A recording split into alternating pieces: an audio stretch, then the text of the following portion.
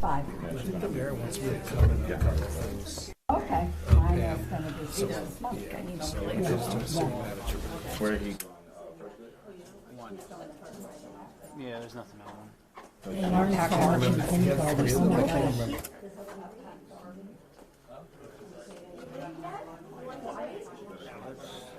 When you're ready to start, see how it says line? There you go.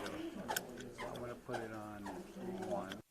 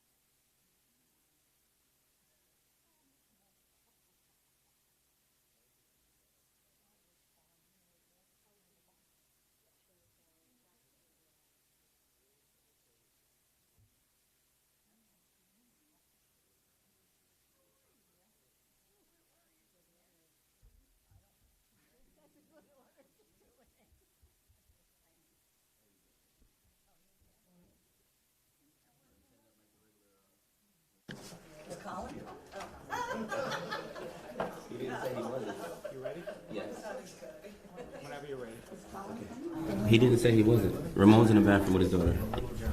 Okay, so we'll begin. Ready, everyone? All right, good morning, everyone. Welcome to this Committee of the Whole meeting at the Neighborhood Center today, July 15, 2019 at 9:30 a.m. We're going to begin with, well, I'll turn it over to Rich because we don't have anything on the agenda for us. So, Richard. Okay, thank you, Mayor. Wake up, wake up. Yep, here I am. Still here. So we have a very short agenda for the cow, and then we'll have the regular meeting, and then we'll go into executive session. The first item of discussion is the approval of the LoSAP, which is the pension system that's in place for the firefighters and for the ambulance people. Joanna? Good morning, everyone. Good morning. So this is the final step in approving the point system for the ambulance corps and the firefighters. They posted the certified list of eligibles for the pension. A little closer. Sure. List for the pension. And they were required to post the list for 30 days, and the ambulance corps and the fire department has done so. So they've returned the listing to the council for the mayor's final approval, which his signature will permit the PenFlex, which is our third party, to make the payments to the eligible ambulance corps workers and firefighters. Great. Are there any questions? All right, we'll forward the signature page to Mayor Rainey, and we'll return it to PenFlex. Thank I you, do Joanna. have a question. On the signature page that was attached to Yes. it has the prior council members. So, We had updated it with them before, so we're resending again. Every year they ask us to update the council persons in that information page. We updated it last year, and they sent us back the same thing. So we'll do it again. okay, just want to make sure it doesn't go out. I mean, we can't sign it. Oh, no, it's for their records. Okay. It's for their records. They just want to verify which signature is authenticated here. They just want to verify if the mayor signed, who the mayor is. So we'll send it again to them, indicating the correct information. Thank you. Any others? Thank you. Okay, thank you. Okay, thank you. Next item is there was a request from the Assumption Church to have a parade on August 15th, 2019. It's from 8 p.m. to 9 p.m. in the evening. It's a religious procession in honor of Our Lady of the Assumption, the 160th anniversary. And the route has been revised and submitted and approved by the chief. Okay, that's great. So that's, Yep. sorry, is the chief here? Chief, were you approving this or not? The note that I have was that it was going to be changed. Yes, they changed it, and I approved the change. Okay, great. Thank you. Thank you. Okay, next item, we had received an inquiry from Deputy Mayor regarding the New York State Climate Smart Communities Grant and the provision of a match. So turn it over to the council. I didn't hear a word he said. Yeah, well, the sound is The lacking. sound is, oh, to read the. On the smart Number communities. Okay. Let me just grab that, sorry. I can't even prepare today. The City of Peekskill hereby pledges to participate in the Climate Action Planning Institute Westchester County project.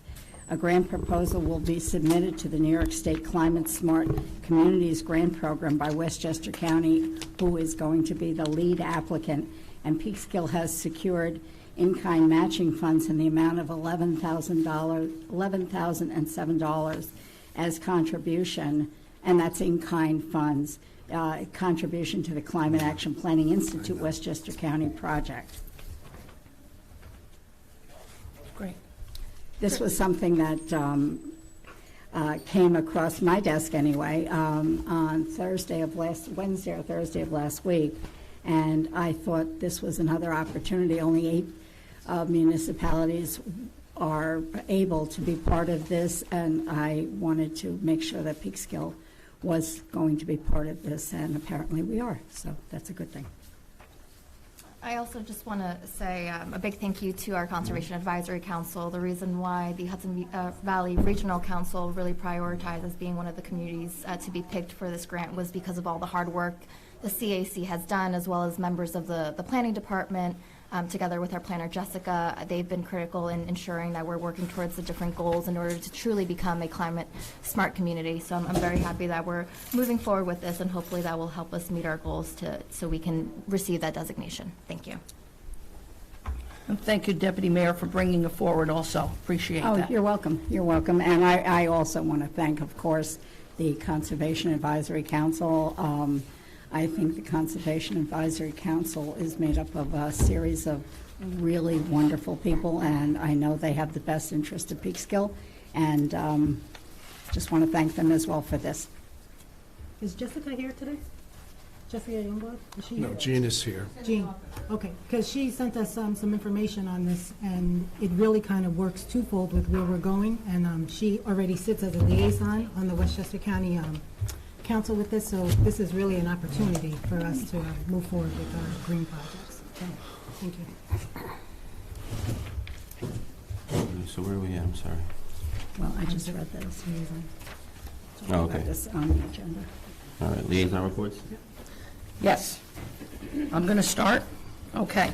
I just want to give a shout out we had a wonderful seniors picnic on Friday at the riverfront. It was a beautiful day. It was well attended. It was probably one of the best ones we've had yet. We had a DJ, a good humor truck. I want to thank Jonathan Zamora, Ray Glassoff, and all the seniors and all the people that were involved in making it a beautiful day down at the river.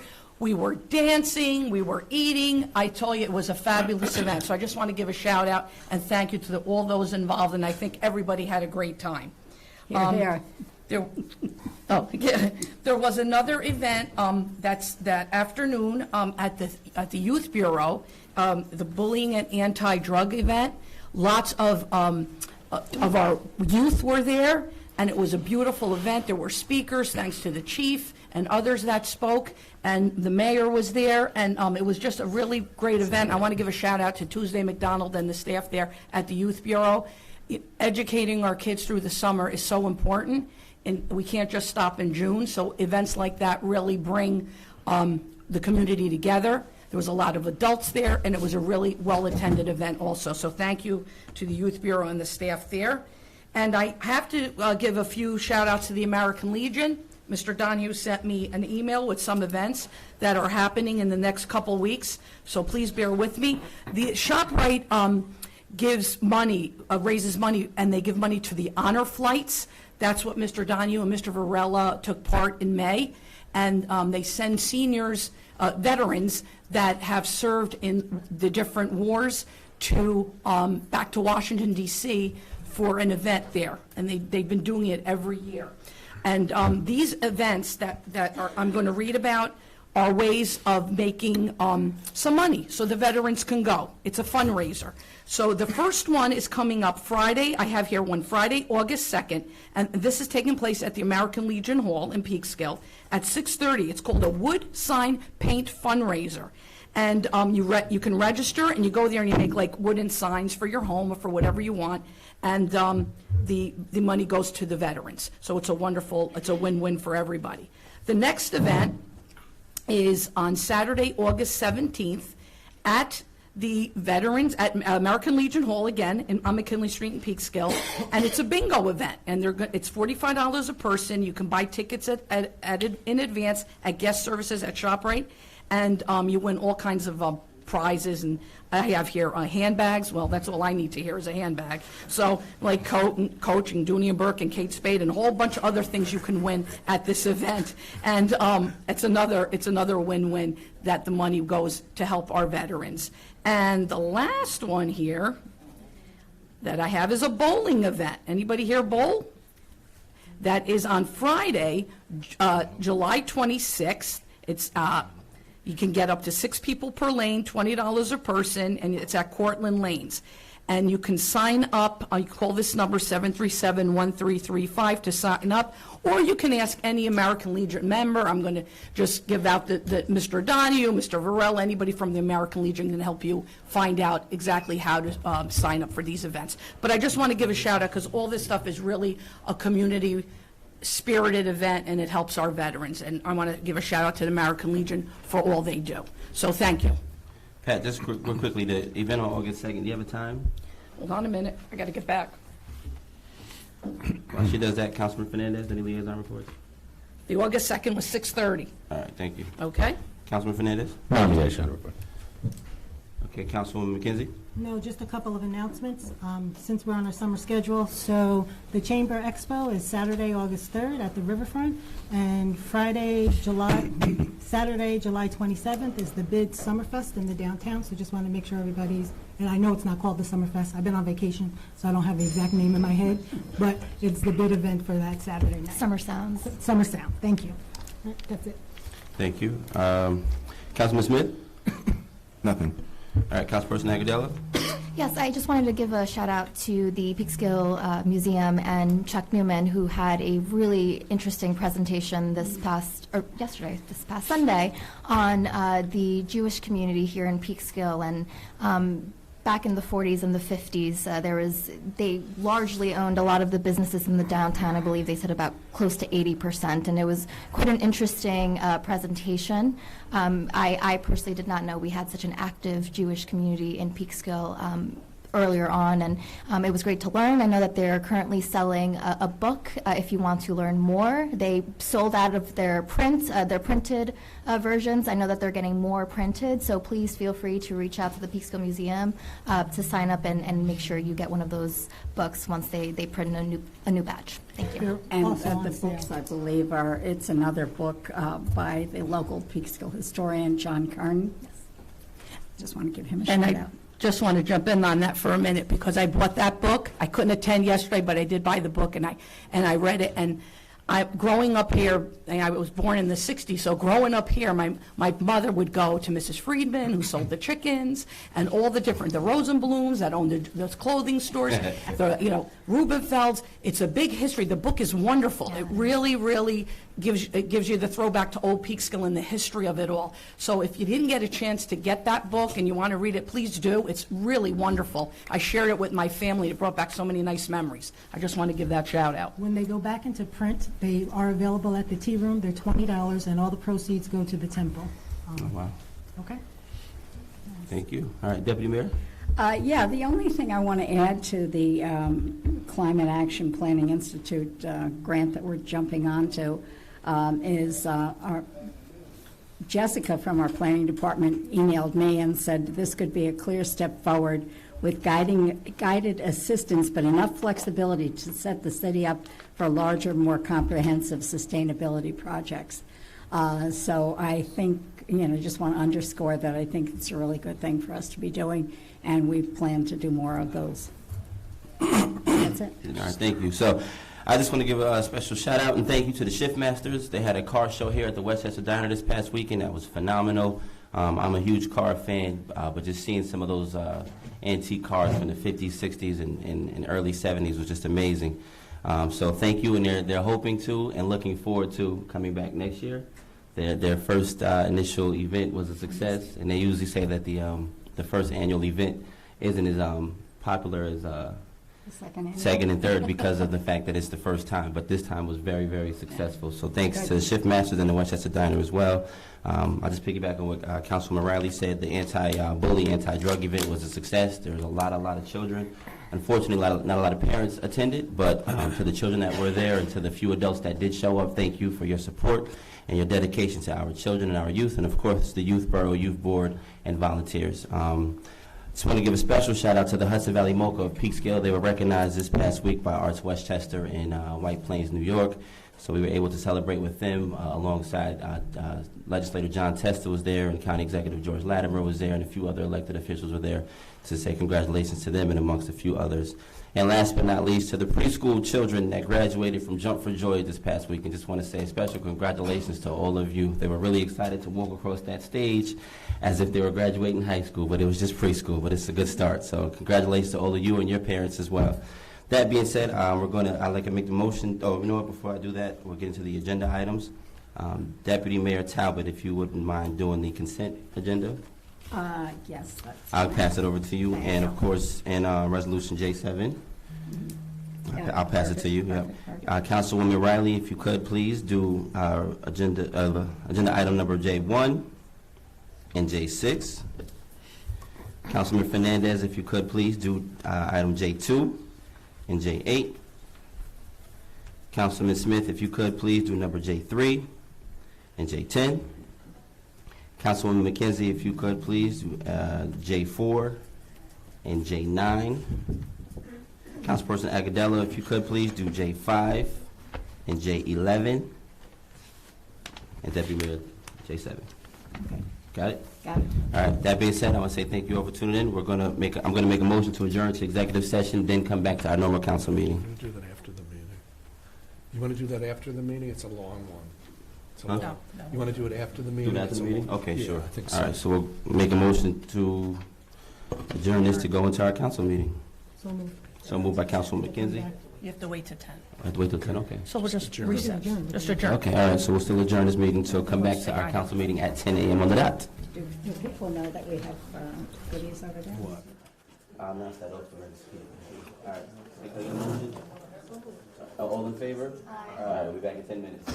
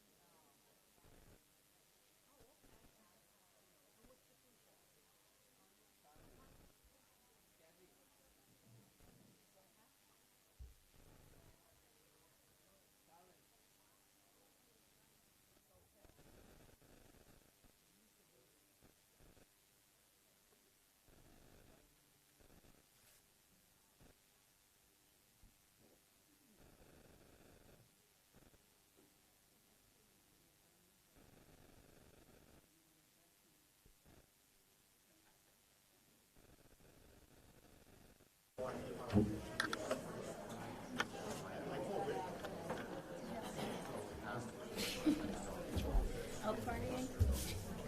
right, good morning, everyone. Please rise for the pledge. Flag is right over here. Thank you.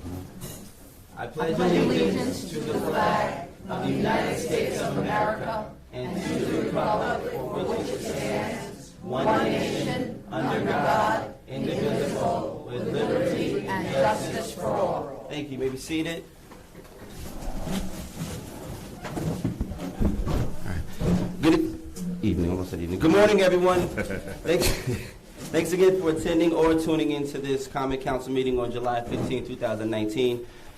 As I always say, Peekskill, New York is a place where we appreciate the freedom to express ourselves, the freedom to worship as we wish, freedom of speech, freedom to pursue life, liberty, and the pursuit of happiness. I'd like to take a few moments of silence before we begin to reflect and show respect to those who have fought for these rights, and as well as our civil and human rights, and those who stood strong in order for us to be here this morning. A few seconds of silence, please.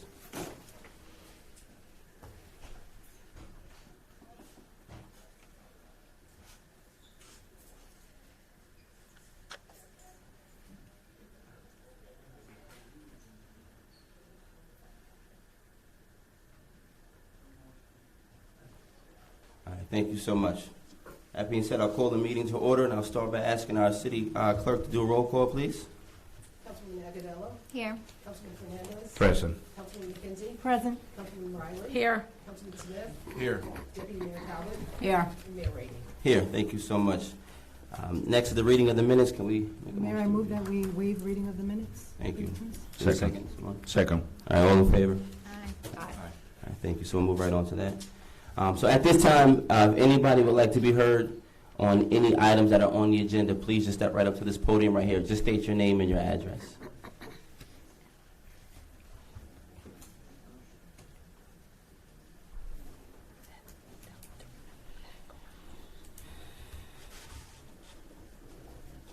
Yeah, I got it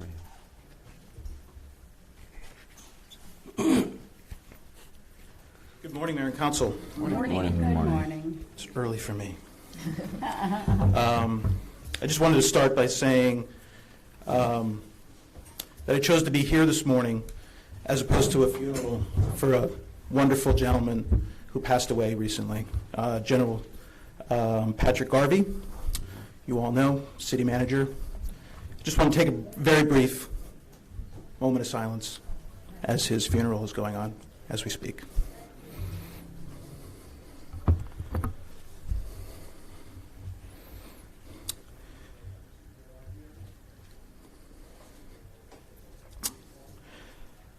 Moving on to my concern for the Honeywell contract. Just a very simple question this morning. I'm wondering why we're rushing to pour $500,000 into the Paramount without having a management contract in place. Without knowing what we're doing with that space, I'm concerned that we're fixing a building that could possibly be sold, could possibly turn into something else, could have someone who wanted to take it on and make it something different. I doubt it's going to happen, but without a management contract, I'm wondering why we're just pushing forward. I think we need to hold off on that expenditure and focus on that plan. I know we've been talking about it for quite some time, perhaps over a year at this point. I'm not sure. But without a management plan and process or in place, I think it's a really bad idea to put the money into the building, into the infrastructure. So, with that being said, I think the downtown businesses really need a solution to that situation before we spend any more money. So Brian, I do want to say thank you for your comments too. We're still going to acknowledge Mr. Garvey at the end of the meeting tonight, so thank you for that as well. I will look at the Paramount like I would look at a vehicle, if I could use that as an example for now. And when you look at a new car or any type of vehicle, period, if the car's engine doesn't work, if the car is out of shape, it's hard to get anyone to want to invest into this vehicle. So even though there's no management contract, when people come into the city of Peekskill and they look at the Paramount, as you said, you never know what they want to do with it. But to come and look inside of it and see that it's in the situation that it's in right now, which is costing the city a lot of money. It just makes more sense to fix it up. So that way, when somebody does come in with the idea to change it into something or to run the Paramount or to manage it, they can come in saying, okay, the city did their due diligence on this building. Now we can do something with it. And one of the main concerns that we got from those who did respond to our RFP was the HVAC system and some of the construction that needs to be done in that building. So I wouldn't want to say that we're just rushing it for no reason. It is to make it more appealing to those who would want to use the building for something later. I understand that, and I think it's a completely valid statement. But I think also simply having a plan in place that you can offer to the next management company with that as part of the plan, I think makes a much more stable statement. Okay.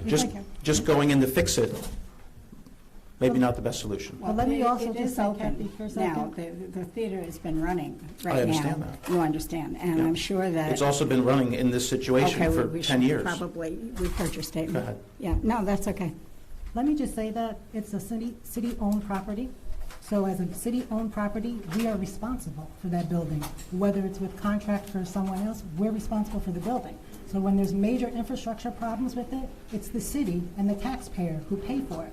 So I would rather us put a plan in place and fix it so that we're not wasting energy. We can reduce our carbon footprint and have the building ready for the next operator that comes in. All the negotiations that we've done, that building cost almost $10,000 a month to run in just energy fees.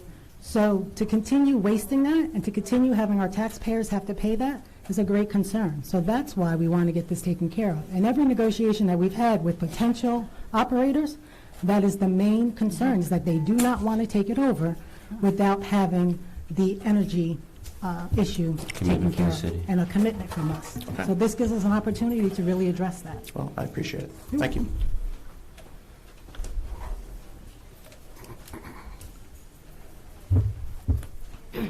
Good morning, Mayor and Common Council members. Marie and Sarah, 735 Requa Street, and I'm a member of the Conservation Advisory Council. I have a two-part statement. Firstly, I'd like to read the official statement from the CAC. Dear Mayor, Deputy Mayor, sorry, hold on one second, it just disappeared. Apologize.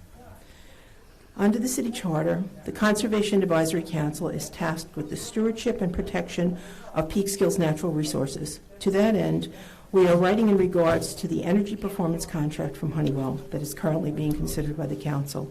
Overall, the CAC strongly advises that renewable energy sources be prioritized in every way possible. Renewables not only serve to conserve our natural resources and better public health, but they are increasingly fiscally responsible and aligned with state goals for climate action.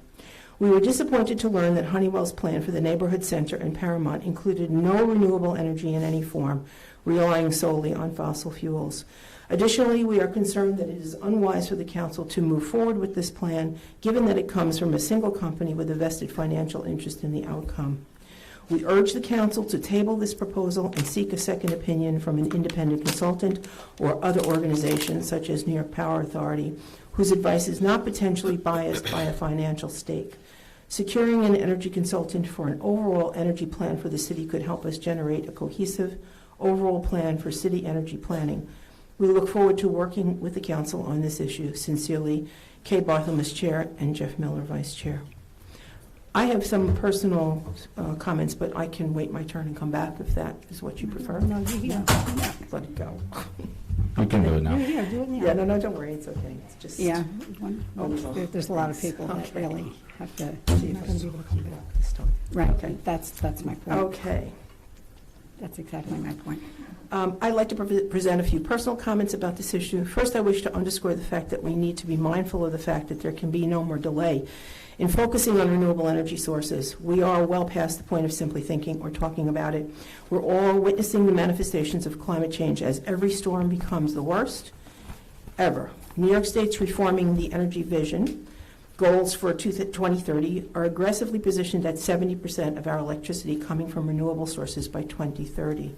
Although it's clear that very few municipalities, including ours, have unlimited budgets, and clearly we cannot do everything at once, we are absolutely understanding that. The expense of not considering these changes must be factored in. Every lost opportunity at minimizing our environmental impact represents an added burden, another day of safety that we are denying the next generation.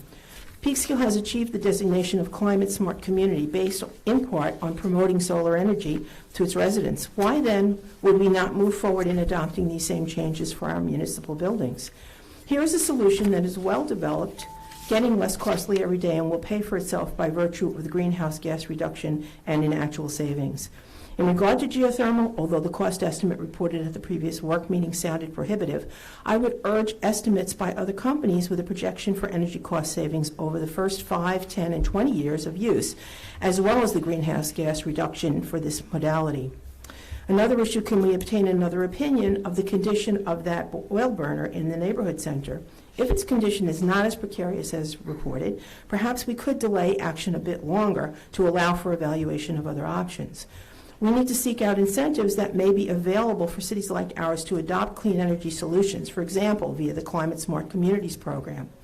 And I see there's a comment on, this is one of the issues on the agenda.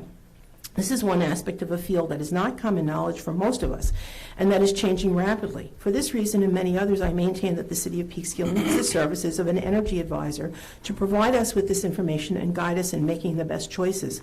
Look around.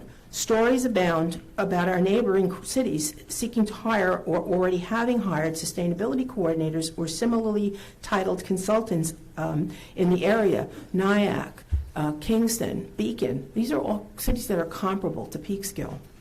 I have great concerns that some of the information provided by the representative from Honeywell were patently wrong. Other statements came with irrelevant details that I think biased people. It's all coming from a biased source and was not accompanied by other bids, analyses, or point of view. I really feel very strongly, as you can tell, that this is something that we cannot afford to let pass us by. We need to make a move now. We're not going to accomplish everything at one time. That is absolutely clear. But if we could do one thing, and I think solar panels would be my suggestion as the point on Paramount, on the garages, on the neighborhood center, we could really accomplish a lot. Thank you. Thank you. Thank you. Thank you.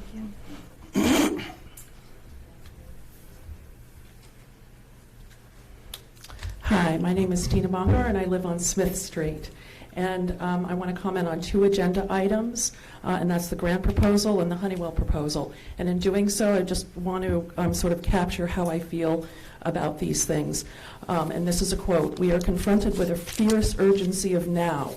In this unfolding conundrum of life and history, there is a such thing as being too late. There is no time for apathy or complacency. This is a time for vigorous and positive action." And that is Martin Luther King. And he speaks to me. In speaking to the grant proposal, I want that you're considering now, which is wonderful, some of this is based on the tireless work of the Conservation Advisory Council. Can you believe that? Of volunteers. These are people who live in our city and work for us. And so this $11,000 grant reflects that. So I just want to commend them, and I hope that you listen to the recommendation that they just made to you. The second thing is the Honeywell proposal, and unfortunately somebody forwarded me a text that you had written to the mayor over the weekend, and it said that I was written a petition against the Democrats. And I'd just like to clear that up and put that on the record that I am a Democratic Party district leader, and I take that responsibility very seriously. I've advocated and raised money for the Democrats, and as Senator Pete Harcum says, this is our office. This is our time to go through these issues and try to put them through and hash them out. So I put out a petition, that's true, asking for three things. It was really directed towards the city manager because it's my understanding of the city charter that this is a city manager-run government. And instead of putting your name on it, Mr. Lyons, I decided that I was just going to put the petition out there. And I think under 50 people have signed it. A lot of people wrote to me and said, I don't want the politics of this, Tina. And I said, that's a shame. But I hope that you'll consider these considerations that we're looking at. And so anyway, that petition said the hiring of an environmental consultant. And consultant is a bad word, apparently, because it's, again, been politicized. It shouldn't be. A consultant is an expert. And we need an expert to evaluate the financials. And every single environmental person that we gave this Honeywell proposal said that. That's the thing you should be doing, Tina, is advocating for that, because they need to go through it. The second thing is the involvement with the Conservation Advisory Council and the engagement on the proposal of that. And the reason for that is because they would look at the renewable energy opportunities. I've made copies here, so you'll take a look at. This is from a proposal of solar panels for the Paramount that could be integrated into this proposal. And would you like to take a look at that? I forwarded this to the city manager, by the way, so I'm assuming that you just never received that. Okay. So here you go, Pam. I don't know. Who told you that? Marina. Yeah, there's a copy for each person. There's a copy for each person on the council, and here's a copy of the petition, and this is for the city manager. Just leave these here. We'll distribute them later. Yeah, we'll distribute them. So I just want to just cover this really quick, and I'll get off. And this from Sun Blue Energy. He took the time to look through, and he said that the Paramount Theater has 5 options. 1, pay for the system outright, no tax incentives. 2, apply for a Department of Energy grant. The town of Greenberg, as well as the town of Somers, successfully applied for such a grant, received the grant, and had the system installed by Sun Blue Energy.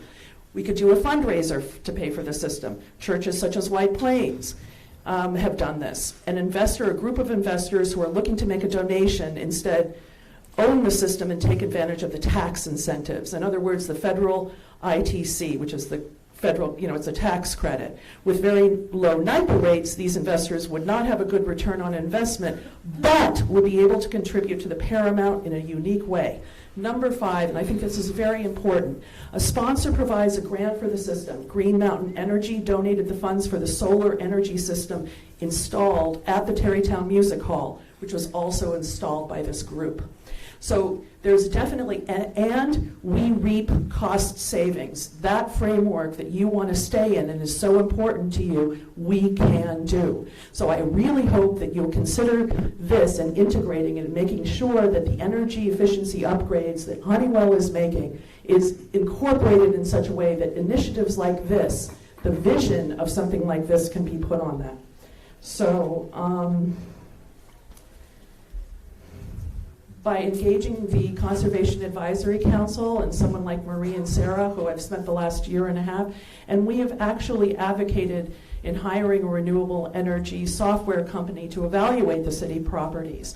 I mean, we've been coming here and asking the city to look at these renewable energy opportunities, and that's why I felt like I had to bring the signs. That's why I need to stand up here today, because I really need you to listen, I hope, and hear what we're saying, and hire a financial advisor. We can start September doing the right thing.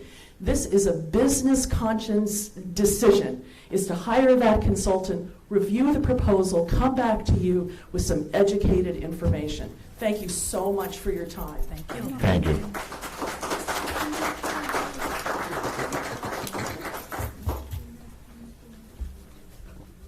Hello to the mayor, council, city staff. I have to say how exciting it is to see such a full room and everybody being engaged in what's going on in our city.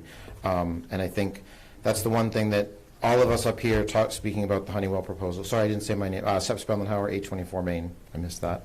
That we're all up here being engaged and asking you to be engaged as well. And from our perspective, it's been really hard to understand why there's been so much effort to move forward with this proposal, given the amount of people that are engaged and interested in trying to say, what about this, what about this, what about this? We don't feel good about the choices that you're being asked to sign a contract on.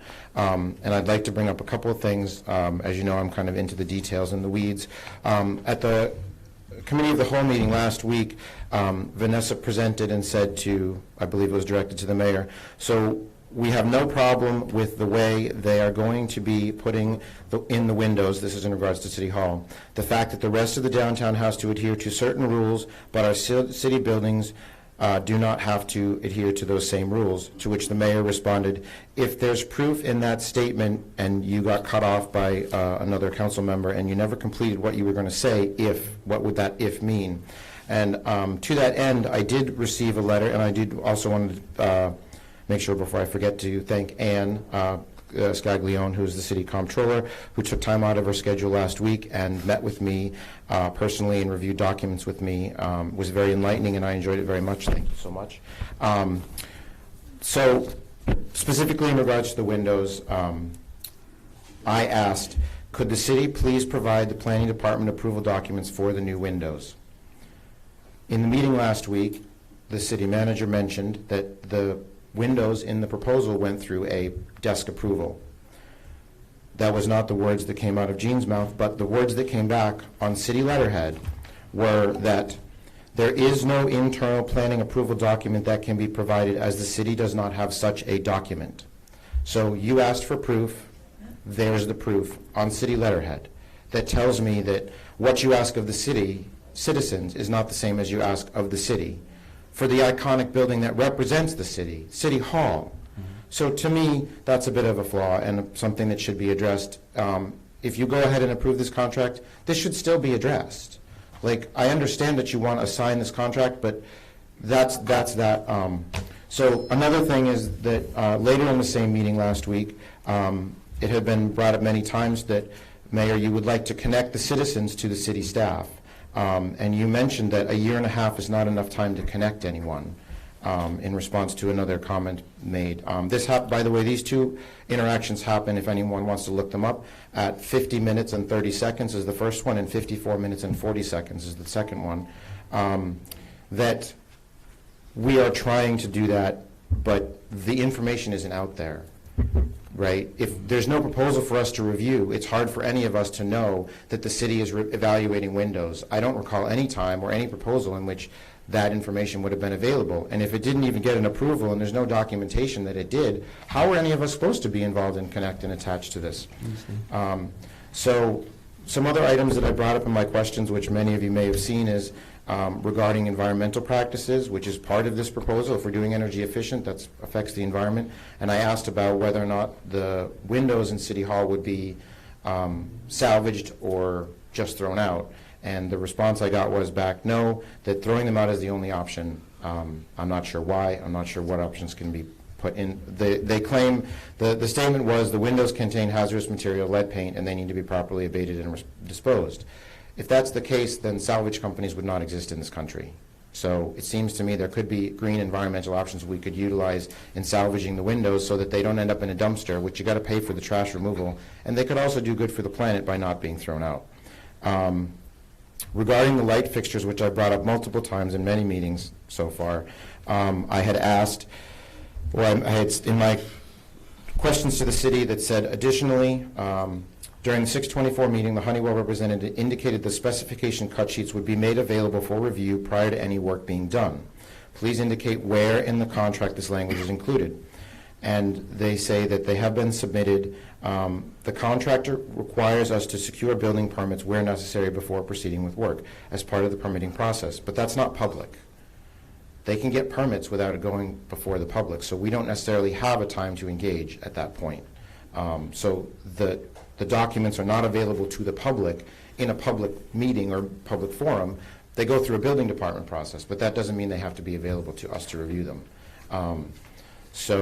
Along that same line, I did have many questions, and the city did respond to some of them, but the bottom line is the process you keep asking us to utilize is giving us answers that say that this wasn't allowed.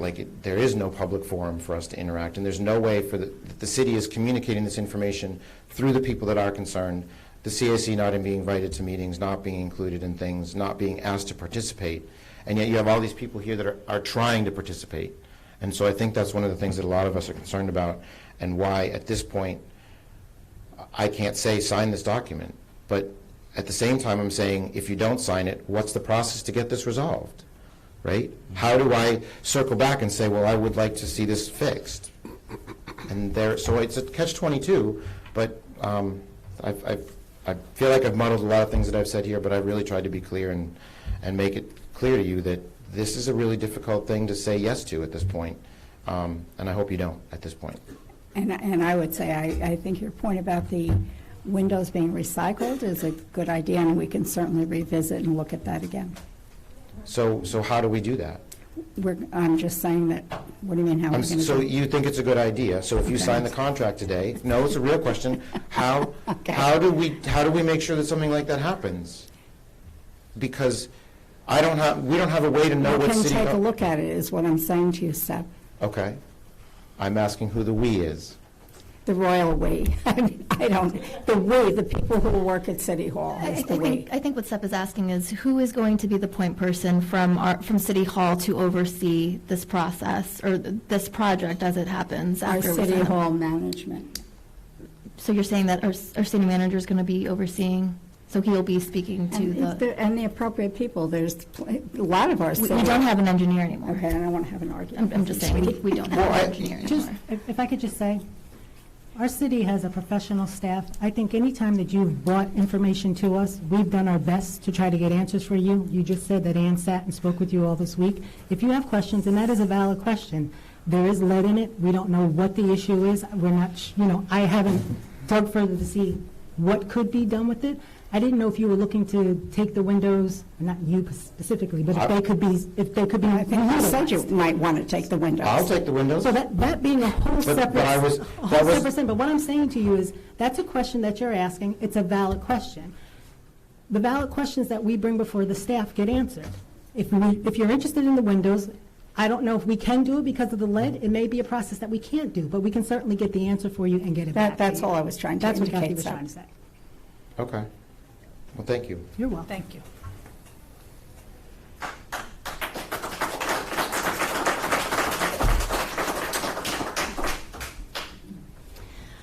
Hi, my name's Nancy Van, and I live on Union Avenue, just a couple blocks from here. Morning. Good morning. Good morning. I wanted to commend the City Council for delaying this vote last time and for taking the time to really research the geothermal option. I was along with Kathy when the folks from NYSERDA came in. They sent someone from Albany, and several of the other sustainable Westchester folks were here. We looked at the property. We spent hours actually going through the building and looking at the property out back where it could possibly, but not probably, be installed. The quote that was received on that was very substantial. It was $750,000. The company that came and looked at it had done St. Patrick's Cathedral, and if we had as much money as St. Patrick's Cathedral, I would certainly say we should do that. But even though this is a new technology that could possibly be used, it may sacrifice some of the trees in back. We're not sure exactly where the property line was, and it is too expensive for the city at this point. I'd like to quote Tina and Martin Luther King, saying, "This is not the time for delay. This is the time to move forward." And you've been doing for many months now an energy efficiency audit. And energy efficiency is one of the best ways that we can move forward, using less energy. It would be great if all of our energy came from renewable sources, but we can't throw the baby out with the bathwater. And $10,000 a month for the parent, and all of that greenhouse gas going into the air every month of delay is, as an environmentalist, that upsets me. My own house, I've had to have new was tightened and things like that. And I doubt that the windows can be recycled. If they were windows that would be good for any kind of energy efficiency, they wouldn't be being replaced. If they have lead on them, they need to be disposed of properly. This is a little outside of my expertise on the windows, but my understanding is that these are very leaky windows that shouldn't be any place. So I hope that you will look into that going forward, but I really do think that you have gotten a proposal, you delayed it so that we do more research. We did the research along with some very, very important people from the environmental community, including one of the really very knowledgeable guys from NYSERDA, and people who had done geothermal in this very new process that's not generally available. And he looked at it and said, this would be very difficult. Possible is one thing, feasible is something completely different. And it's really, at this price, it's really not feasible for the city. So thank you for doing that, and thank you for moving ahead with trying to get all of our buildings a little more energy efficient. Thanks. Thank you. Thank you. Very much. Hi. I'm Marta Brooks from Overlook Avenue. Many of the things that I wanted to say, Nancy just said. But something that I learned new today, the city's joining the Climate Action Planning Institute. So thank you very much for that. And Vanessa, thanks for acknowledging that the reason we were able to join this committee is because Peekskill is a city that's moving towards a climate smart community. And thank you for work on moving us in that direction. I watched the meeting last week, and it was very confusing and a lot of heavy-handed opinions. So I asked a friend of mine who's an architect to watch it with me. And his company does predominantly municipal projects, some commercial. And he's also been on a landmark committee in Rye with George Latimer, where he lives. And, he really thought that this was a great project. And he said some people sneered at the idea of reducing our energy load before we try to bring in solar or geothermal. And his comment is like, if you slap a bunch of panels on a roof and you're still blowing out the energy, out the windows if they're not properly insulated, and that's not saving the climate. And I don't know if people remember. I don't know how many years ago it was, where a developer came into Maine. Those new artist lofts are in that area. I don't know what the exact address is. A developer came in and sunk about $250,000 into that property, hoping to heat, I don't know if he was trying to heat, but use geothermal energy. And when he found out it wasn't feasible, he abandoned the project, and that sat empty for many years. So I think that beginning this project of fixing our infrastructure and reducing our energy load is absolutely the first step in preparing the city to be more green. There was something else I wanted to say. What was it? Oh, and other things that my friend explained to me was if you use solar energy, you have to heat with electricity. So I'm not going to bore you with the rest of the information regarding that electric heat. And also, it's like you can't heat a big building with thermal energy. First of all, it's really hard to do. You have to lay a lot of pipe, and you have a choice of going deep into the ground or laying a lot of pipe transversing the population or the land. And there's generally not a lot of land around city-owned buildings to do that.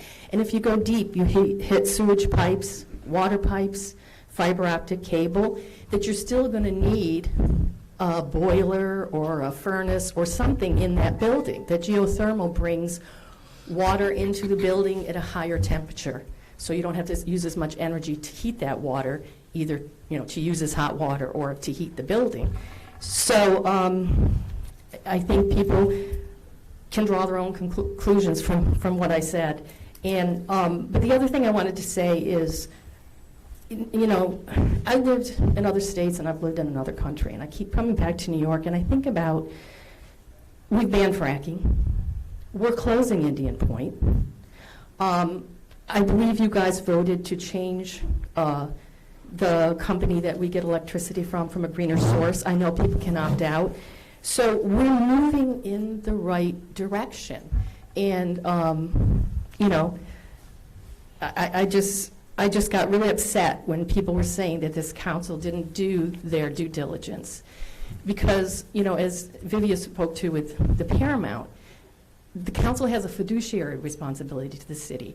And in terms of what this is going to cost the city, this is phenomenal. I can't recall in recent history a better deal financially for the city. So I hope you move forward, and I hope you vote on this proposal today. Thank you. Thank you. Thank you. Thank you.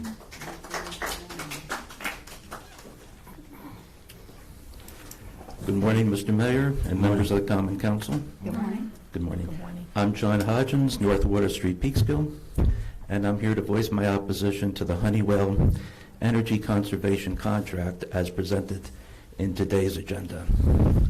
I strongly suggest that the council take a good hard look at how Honeywell calculated the supposed energy savings in the report.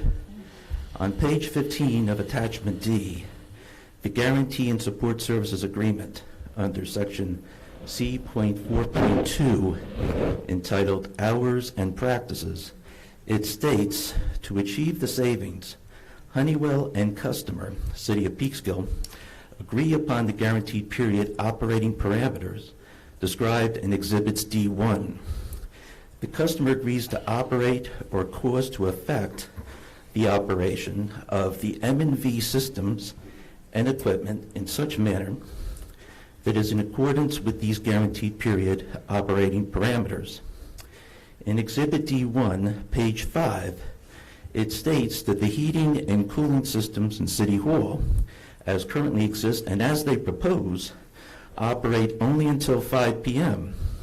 every business day, Monday through Friday. Quite honestly, this operating assumption is extremely flawed. In the month of June alone, there were 10 days out of the 20 business days of the month in which Common Council and board meetings were held between 5 p.m. to approximately 9 p.m. Does that mean that the Common Council and board meetings will now take place during the daytime business hours? So you guys are going to need a lot of cups of coffee. Because according to Honeywell, you can't turn the heating or air conditioning system on after 5 p.m. On page 10 of the same Exhibit D1, entitled Paramount Theater Auditorium, it clearly states, during the guarantee period, the HVAC system operating schedule shall be 3 p.m. to 11 p.m., Saturday through Sunday, with unoccupied operation during all other hours. Really? Does this mean that the city does not anticipate the Paramount Theater to have any performances Monday through Friday during any week of the year? Keep in mind that the city's strict adherence to these HVAC operating schedules is mandated to hold Honeywell to their guaranteed energy savings.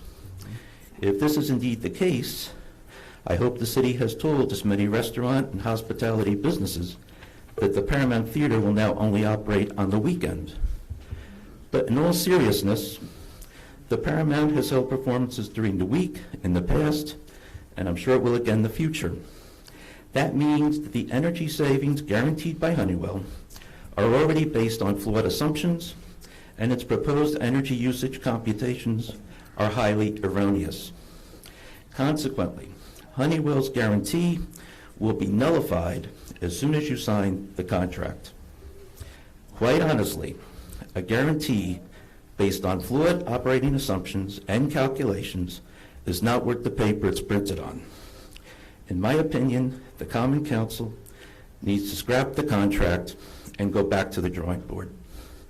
Instead of enhancing the dividends of Honeywell shareholders, let's find real cost savings with local contractors and enhance the intangible financial benefits to the citizens and taxpayers of the City of Peekskill.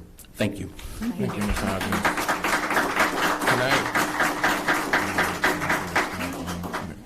Can I just, Jan, just if I could ask, we have the Honeywell rep and also our controller Ann Scaglione here. I would just ask if, could you just respond, we were talking about this Yes. a little bit before, just to this issue of the guaranteed savings under the contract, just because I'm not sure it's clear to everybody what that guarantee actually means. So would one of you be able to just respond to that? Well, basically, it says you've got to. No, not you, the I'm sorry. representative. I was asking for the. Just a brief response. Just a brief response. to Yeah. your concerns. Detail, please. Thank you. So certainly there is, to the point you brought up, that if you change the use of the building or change a set point in the building, the guarantee is voided. Absolutely wrong. It's your building. At the end of the day, you've got to base your calculations on a starting point. So you have to base it on what the expected set points will be in the building. And that's what we've done. So for example, we've got 68 degrees as a heating set point during the occupied period during the winter. If you decide in a particular building you want it to be 69 degrees or 70 degrees, that's okay, it's your building.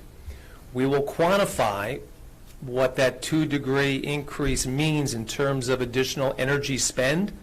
It may be $1,000 over the course of a winter, so that at the end of the year, when we gather up all your bills and we look to meet the guarantee that's in the contract, we will just make an adjustment for that additional energy spend because you wanted to increase the heating set point. We show you the calculations for what that additional energy spend is based on, say, a degree or two of increasing the set point. You can share it with DPW staff, with an outside architect, engineering firm. We have no issues with that whatsoever, and it's just a simple baseline adjustment at the end of the year when we are contractually responsible to give the city back a report and show them of what your actual savings were versus our guarantee. Our guarantee does not go away. It is not voided in any way possible. I want to address the Paramount.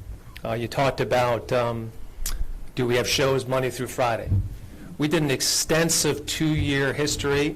I think Ann can attest to this. I said I need to know the history of the usage of the Paramount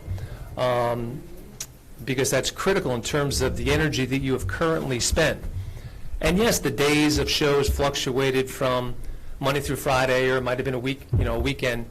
But I can tell you, so what you have in the contract, if you look at a Saturday, Sunday show, do the math. What is that, 52? That's 104 show days. That is conservative compared to your average number of shows over the last 2 years. Again, we like to be conservative because 95% of our customers overachieve the savings, and that goes to you.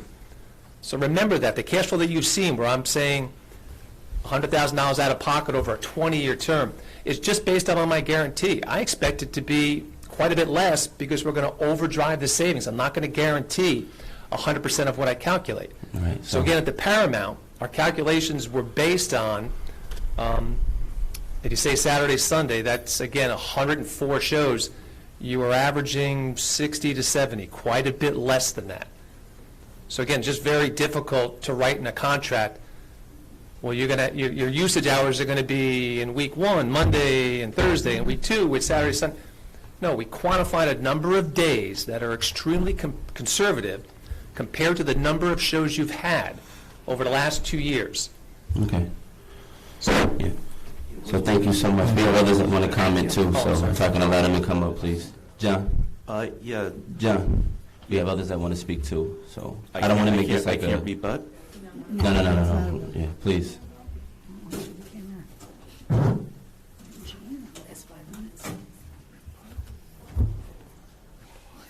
Good morning. Good morning, Jan. Good morning. My name's Janine Lillo, a.k.a. Jan, from 308 Ringgold Street. It has long been a dangerous and counterproductive concept that economic and environmental goals are in conflict. In fact, over and over again, it has been proven that these goals are intertwined. Examples include overfishing of the lobster in the Long Island Sound that led to the complete collapse of the lobstering industry and the loss of livelihood and tradition for lobstermen and their families. The current state of the climate change crisis is another example unfolding frighteningly before our eyes. I sent an email to my elected and unelected officials with an attachment of the summary of the International Panel on Climate Change for Policymakers. In this summary, the economic perils of climate change are laid out as they relate to the devastation of the environment, especially if we don't act now to keep global warming from reaching 2 degrees Celsius. These perils include increased flooding in the northeast of the U.S. That's us, Peekskill.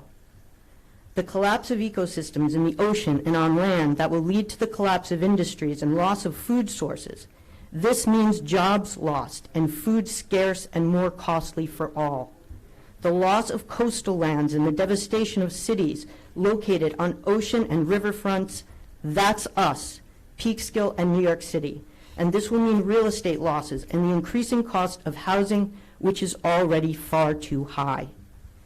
The Honeywell contract, as it is currently developed, is an example of poor integration of economic and environmental goals, the model that has brought us to the brink of causing economic and environmental devastation across the planet. While many measures taken in the contract are positive steps forward, the absence of any use of tried and true renewables, such as solar to provide electricity for lighting, should be unacceptable to all of us, including this council, which was elected on both a fiduciary and environmental platform. You'll notice I'm not talking geothermal. I'm not talking about electric for heating. I'm talking only electric for lighting purposes. There's nothing in the contract to my knowledge. We don't need to choose between economic and environmental factors. Renewable energy can be incorporated into this project to save us money in the long term and do our part to address global warming. We have only a small window of time left, less than the length of this proposed contract, to avoid the catastrophic reality of a planet warmed to average temperatures of 2 degrees Celsius and higher. This is in the report. It's extensively documented. I'm not a crazy Chicken Little environmentalist. This is our reality. I have 4 asks of my city government, both elected and unelected officials. Council, vote no on passing this proposal today. Then work with the city manager, comptroller, and the CAC to seek an alternative or adapted plan that incorporates renewable energy in a cost-effective way. I understand that this is unlikely to include geothermal, but that is not the only option. 2, seek out an advisor with the expertise and time to fully vet the current Honeywell plan and any other plans generated as alternatives. This person should be charged with requiring information about how renewables will be used in the project. Many local municipalities are creating dedicated positions for these time-consuming tasks. Maybe we should consider that for the future. 3, find ways to more clearly communicate from the beginning to the end of all endeavors that the city of Peekskill, as a climate-smart community, fully understands the environmental crises at hand and that all proposals, all projects, all events need to demonstrate serious consideration of both environmental and economic concerns and address them simultaneously. I offer these comments with respect for the work of all and with full support for this mayor, council, and city employees. One must have the courage to criticize their friends, and true friends appreciate that courage and take it as a sign of that their friendship is strong. Thank you for hearing my concerns, and I hope reading my emails and the attachments that I gave you. Thank you. Thank you.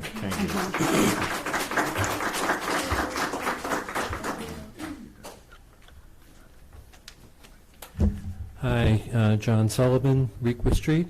Last time I was here, I felt like the Grand Inquisitor, asking all sorts of questions. Today, I'm going to try to limit it to a statement, okay? I first want to start with what my ask would be, which basically what Jan's are, that we consider putting off the Honeywell proposal, that we get an outside independent energy analysts to take a look at it, make sure what they're proposing does fit in with possible renewables in the future, and that we join with other cities to look at what best practices are that would not necessarily just captured by NYSERDA. Okay, so that's the start of this, and actually the end of it too. So first of all, I want to thank the council for having this discussion. I want to thank Vanessa in particular for carrying a lot of water for the environmentalists and the community. And I also want to thank the folks who have been pushing this, okay? So I get it, okay? We have a limited budget. We have a lot of things that need to be fixed. There's hole in the wall in the Kiley Center. They're ripping up my street, putting in new infrastructure. We used to have all sorts of water failures. There's a lot of stuff. The Dunbar furnace should have been replaced years ago, okay? So I get that piece. The issue, as far as I'm concerned, is that we really haven't had a discussion. This has come about because we basically proceeded to do things the way we've always done them. We've looked at price, we worry about taxes, we worry about constituents. We need to start doing things differently, okay? Right now, we do have some options about how we go about doing this, all right? It will not be much longer that we don't have those options, all right? That we're not going to be talking about the Kiley Center, or we're not going to be talking about some of the other issues that need to be done here, okay? Because we're going to be worried about the infrastructure down on Water Street and keeping businesses there, all right? My problem with the solar issue is this, that we're looking solely at price, all right? There are more jobs in renewables in this country at this point than there are in all the fossil fuels industry combined. We are missing an opportunity to train our youth in a job of the future. All right? So we need to look at value, not just price. All right? We need to put a value on things. All right? Now, I know we're in a difficult situation, and I appreciate the efforts that people have made as far as this is concerned.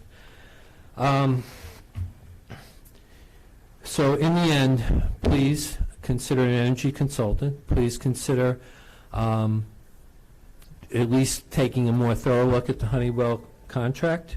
Please consider elevating, if not the CAC, at least what the CAC, the interests it represents, the environmental interests, to the level of the zoning commission.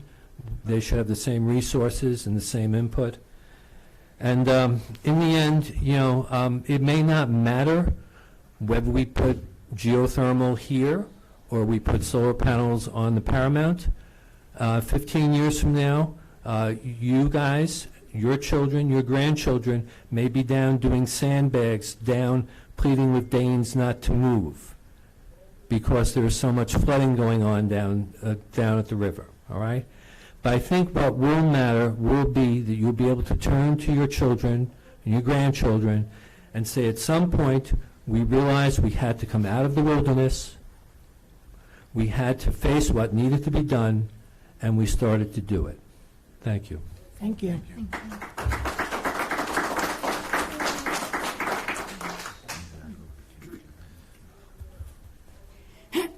Excuse me.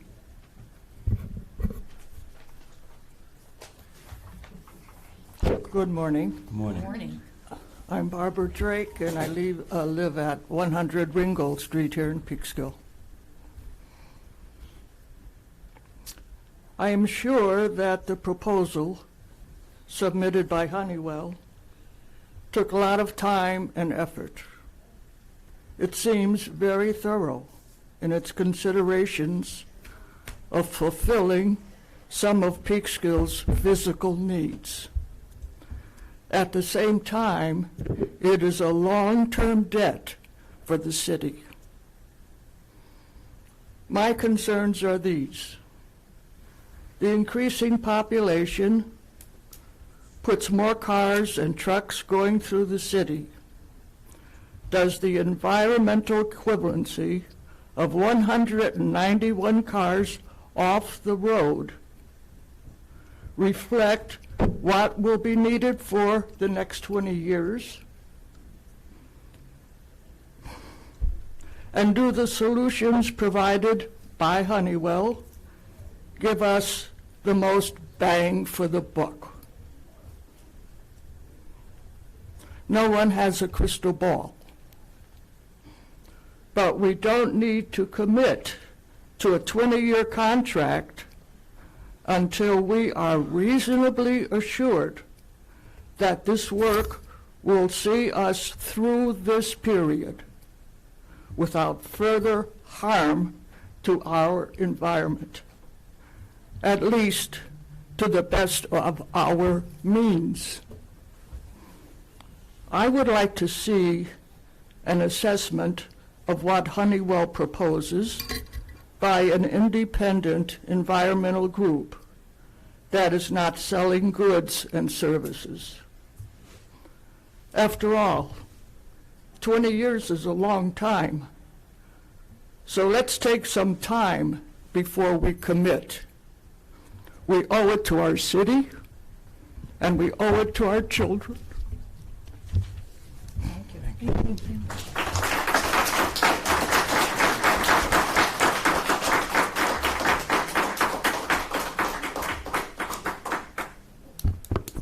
Mary Foster, Hudson Avenue.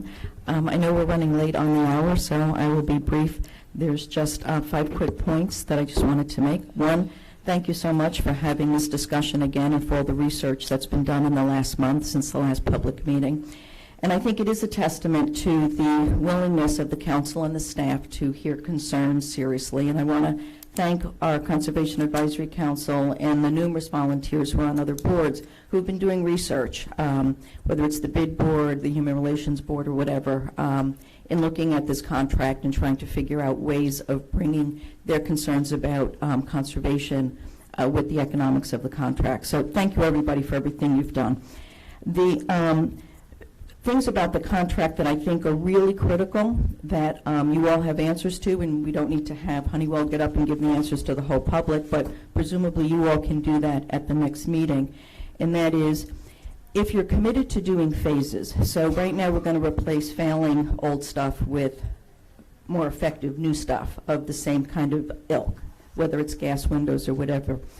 If you're going to phase in solar panels and you have future energy efficiencies from solar panels, how will the calculations of those efficiencies impact the guarantees under the existing contract with Honeywell? And so making sure that that's clear in writing in the contract, I think, is important, because I believe you were all committed to looking at how to incorporate solar on the very buildings where we're going to replace the old failing equipment. So how will those impacts work? I have a real concern about the baseline hours, because I was hearing things as well. I didn't look at the details of the contract about how even the hours of the neighborhood centers are working.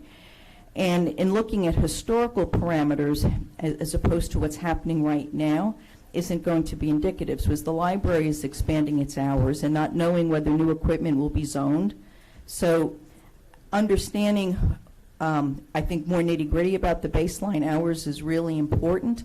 I would not look at the last 2 years of how the Paramount was used as opposed to looking at 15, 16, and 17.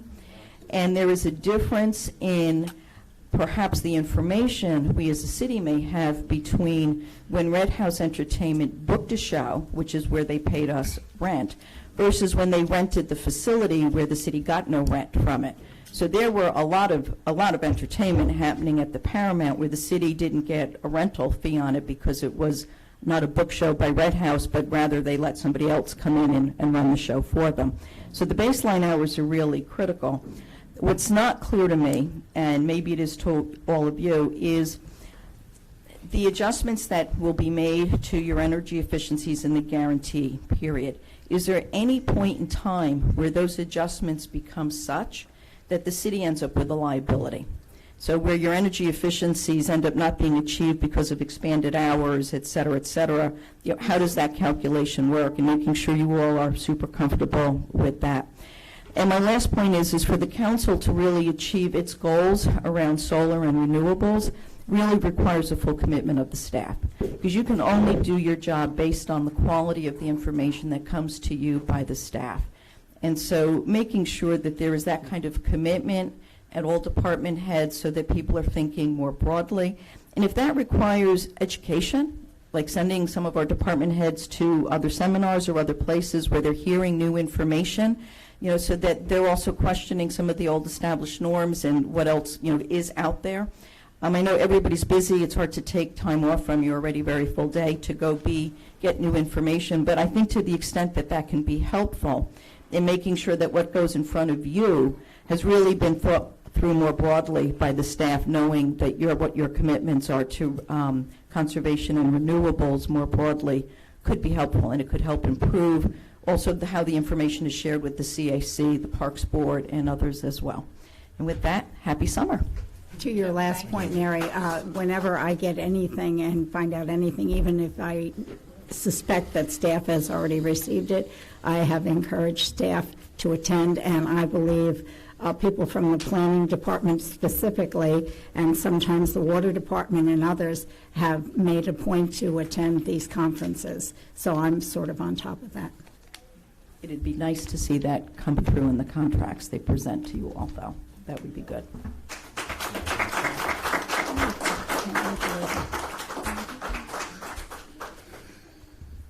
Hi, I'm Drew Claxton, 601 Kissam Road, and I'm here to congratulate the council for moving on this, hopefully for moving on this resolution.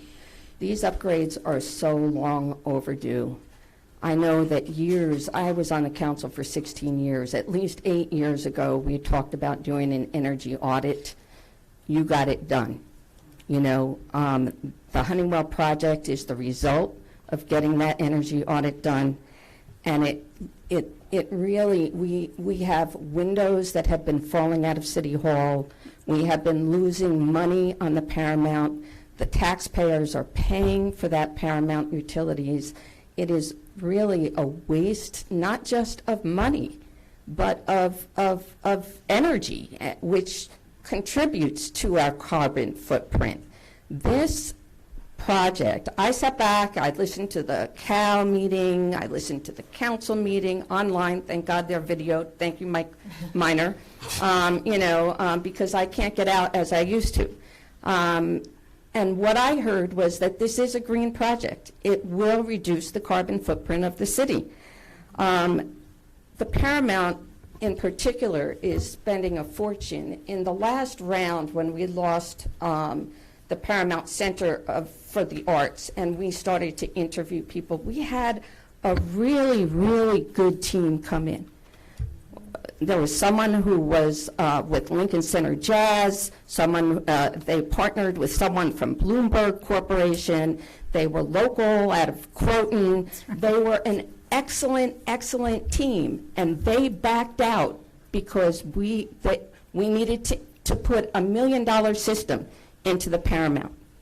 And so here we are again today, looking at trying to find another management company, looking at trying to figure out what to do with one of the best assets in the city, and we have a fiduciary duty to take care of that. In terms of solar can be added on at any time. I know for myself, I am committed, and I believe that this council is committed to going green. I have solar panels on my house. Thank you, Vanessa Agudelo, for sponsoring and pushing the solarized Peekskill. But prior to putting solar on my house, understanding that I had a budget, it took 5 or 6 years to get there. I had to insulate my house and put up new siding. The next year I had to put in my new windows. The next year I had to put in a roof, and I made sure that the roofer put in additional insulation so the roof would hold the solar panels. And now I have solar panels. It's important to me because I live in Hillcrest Park, which is all electric. We have electric heat, we have electric everything, and utilities in the winter are extreme. But I will tell you that I could not have afforded it without incentives. And private entities get incentives, and right now municipalities do not. So for my very small 1,600 square foot row house, the units cost $22,000. With incentives, I was able to bring that down to 11 with tax incentives and things like that.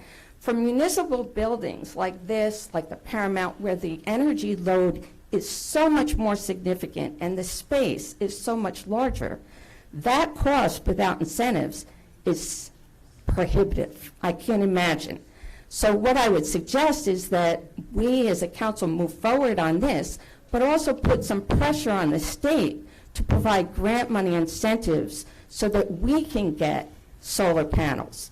We'll have our buildings will be properly fitted, but we can get solar panels within our budget so that our taxpayers can afford to live here. We need our taxpayers to be able to afford to live here also. We have two avenues to go. Thank you. Thank you. Thank you.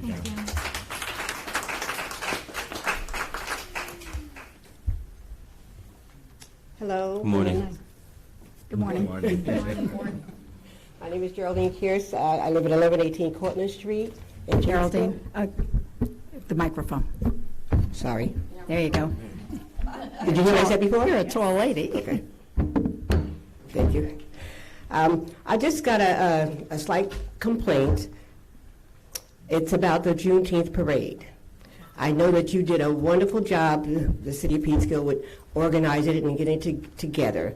But one thing that you failed in, and I don't know whether it was you or the police department or who, but the parking was ridiculous. You had all the city of Peekskill from the main street on down to City Hall, cars all over the place. Traffic was coming, the parade was supposed to start at 12:30. I know it was a little late. Yeah, I'm sorry, Ms. Kearse. I will address that for you, though. Okay. But this part of the meeting is for the agenda items. Oh. Items on the agenda. But that there was a miscommunication in the Juneteenth parade issue. Okay, but, so it's only the things that are on the agenda I can talk just about. for this segment, so we can get through it, and then after the agenda is through, then you I can go back? Yeah. Okay, I'll be back. All right.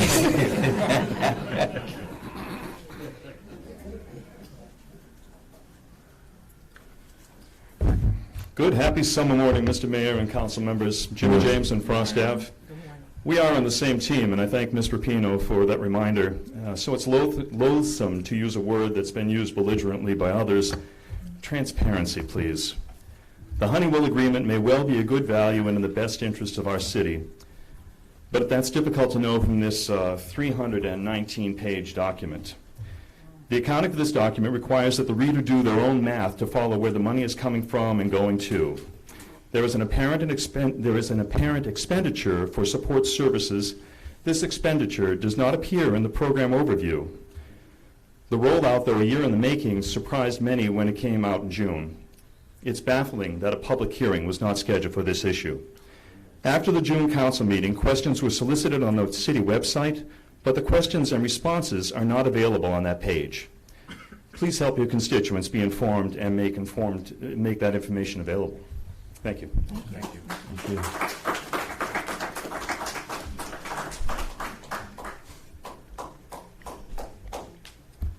Good morning, Mayor and Council. Arnie Paglia, 28 North Division Street. Good morning. I'd like to thank you all for taking this initiative on. But I do not see any justifiable reason to proceed today with this. This is a $4 million loan that the city is taking. You've identified savings. Honeywell has helped you identify savings, but we need an expert working on behalf of the city to not only review this, because it has not been reviewed by a qualified independent expert, and we don't have anyone on staff with that expertise, and amongst our staff members, we don't have anyone with extra time to deal with that as well. And we really want to get this right. So I was impressed by the fact that the council decided to table this to this meeting, but then we have to hire that expertise, and I think the leadership that you did show, and I respect both Councilwoman McKenzie and yourself, Mayor, for sticking to your position and voting against tabling. But as the community has come forward and all this new information has come forward, and concerns about encumbering, and it's an encumbrance to these buildings for 20 years. The goal for the Paramount is to put 200 shows in there a year at least. The contract has details that it's saying the Paramount's going to run Saturday and Sunday, so the temperature is going to be consistent. It really needs to be reviewed by an independent expert. We have reached out to engineering firms and gotten some responses. I reached out to Franzoso and their group. They didn't want to reissue their 5-year-old solar, but they sent us great information and identified other groups that they work with to do geothermal. There's no reason to take this expenditure on so early and so immediately. I think you need to charge the city manager with locating and finding that expert to work on behalf. We have delayed it to this point, but we have not accomplished anything in that time other than get a lot of people involved, and that's been a good process. So now is the time for leadership by this council. You've identified a very important thing that needs to be done. You've identified the fact that there'll be a savings of $4 million over 20 years, but there'll be greater savings. I would love to see Ann crunch the numbers with renewables factored in there. And if we have a spike in fossil fuel costs over those 20 years, I don't know if that's been factored in. There are just so many questions, and there's such a great need to get this process right. So I would hope that you will continue your good work and get yourselves and get the public the expertise we need to get this decision right. Thank you. Thank you. Thank you. Thank you.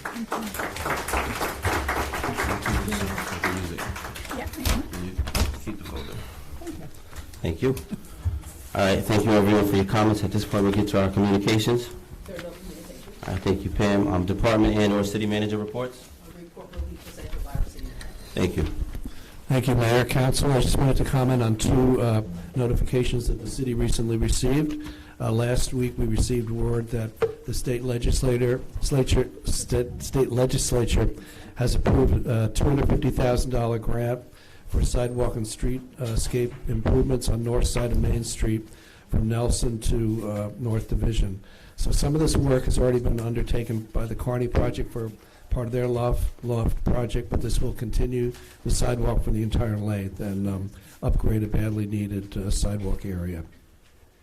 Secondly, two of the resolutions on this morning deal with the Oakwood Drive reconstruction. The city is issuing some limited borrowing today just to cover basically the cost of the project. It is a project that we're doing collaboratively with the state of New York, which has given us through the New York State Department of Transportation almost a $900,000 grant to do this work. The city will have a financial commitment. Among those is to cover the cost of it during the course of the project, at which point it will be reimbursed in part by the state of New York. That project is anticipated to have a bid offering in late 2019 going into the winter, and hopefully we'll be on track for a 2020 project. Very badly needed project for both paving and also infrastructure, so very happy that we're able to move forward with that. So I just want to report on those two projects to the public. Thank you. Right. Thank you, Richard. I appreciate it. That being said, we'll get right into our new business. We're going to start with the consent agenda. I'm going to ask Deputy Mayor Kathy Talbot to go through those, please. Okay, Mr. Mayor, I move that we accept consent agendas 1 through 5, and I'll briefly identify what these are. These are usually things that we're all happy to have happen. Consent agenda 1. Do I have a second on that? Let's say as written. As written, thank you. Second. Consent agenda 1 is from the bid.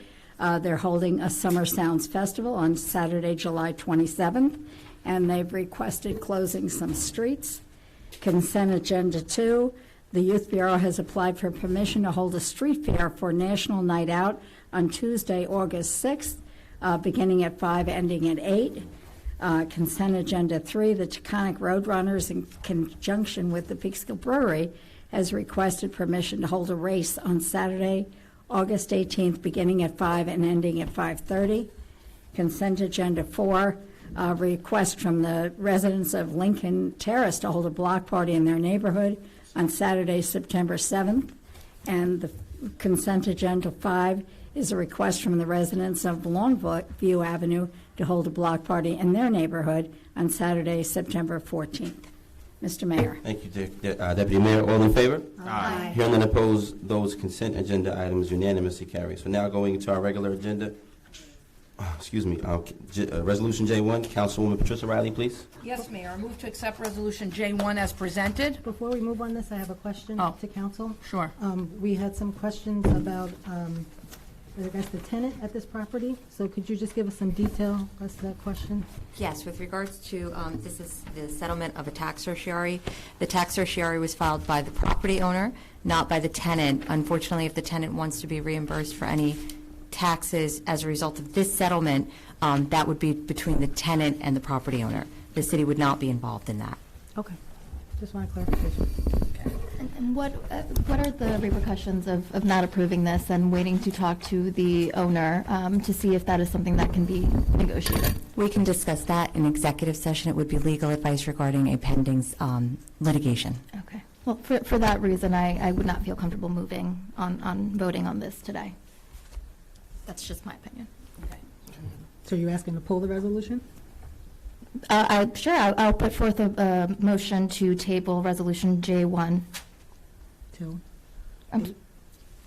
I'll second it. With the date? For further discussion. For further discussion for our August 15th meeting? Or? If I could just ask that we go into executive session at this point to discuss this, because I think that delaying this will affect the city, and I want to advise the council as to how it would advise the council, or how it would affect the city. Okay, well then, let's step in the next room. Okay. Yes? Make a motion to go to a temp. I so move that we go into an executive session to address Resolution J1 and legal advice. Second.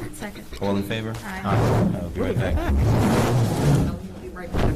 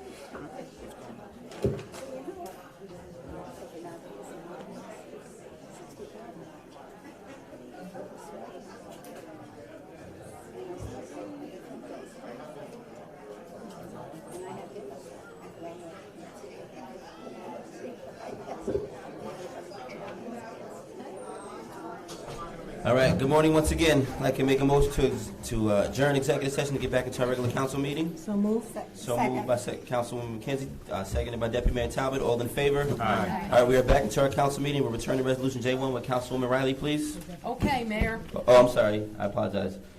We were supposed to do a roll call, but the same people are here, so can I ask the motion to move the roll call? All right, thank you so much. All in favor? Aye. All right, skip the roll call. Thank you so much. All right, Councilwoman Riley, Resolution J1, please. Okay, Mayor, I move to accept Resolution J1 as presented. Second.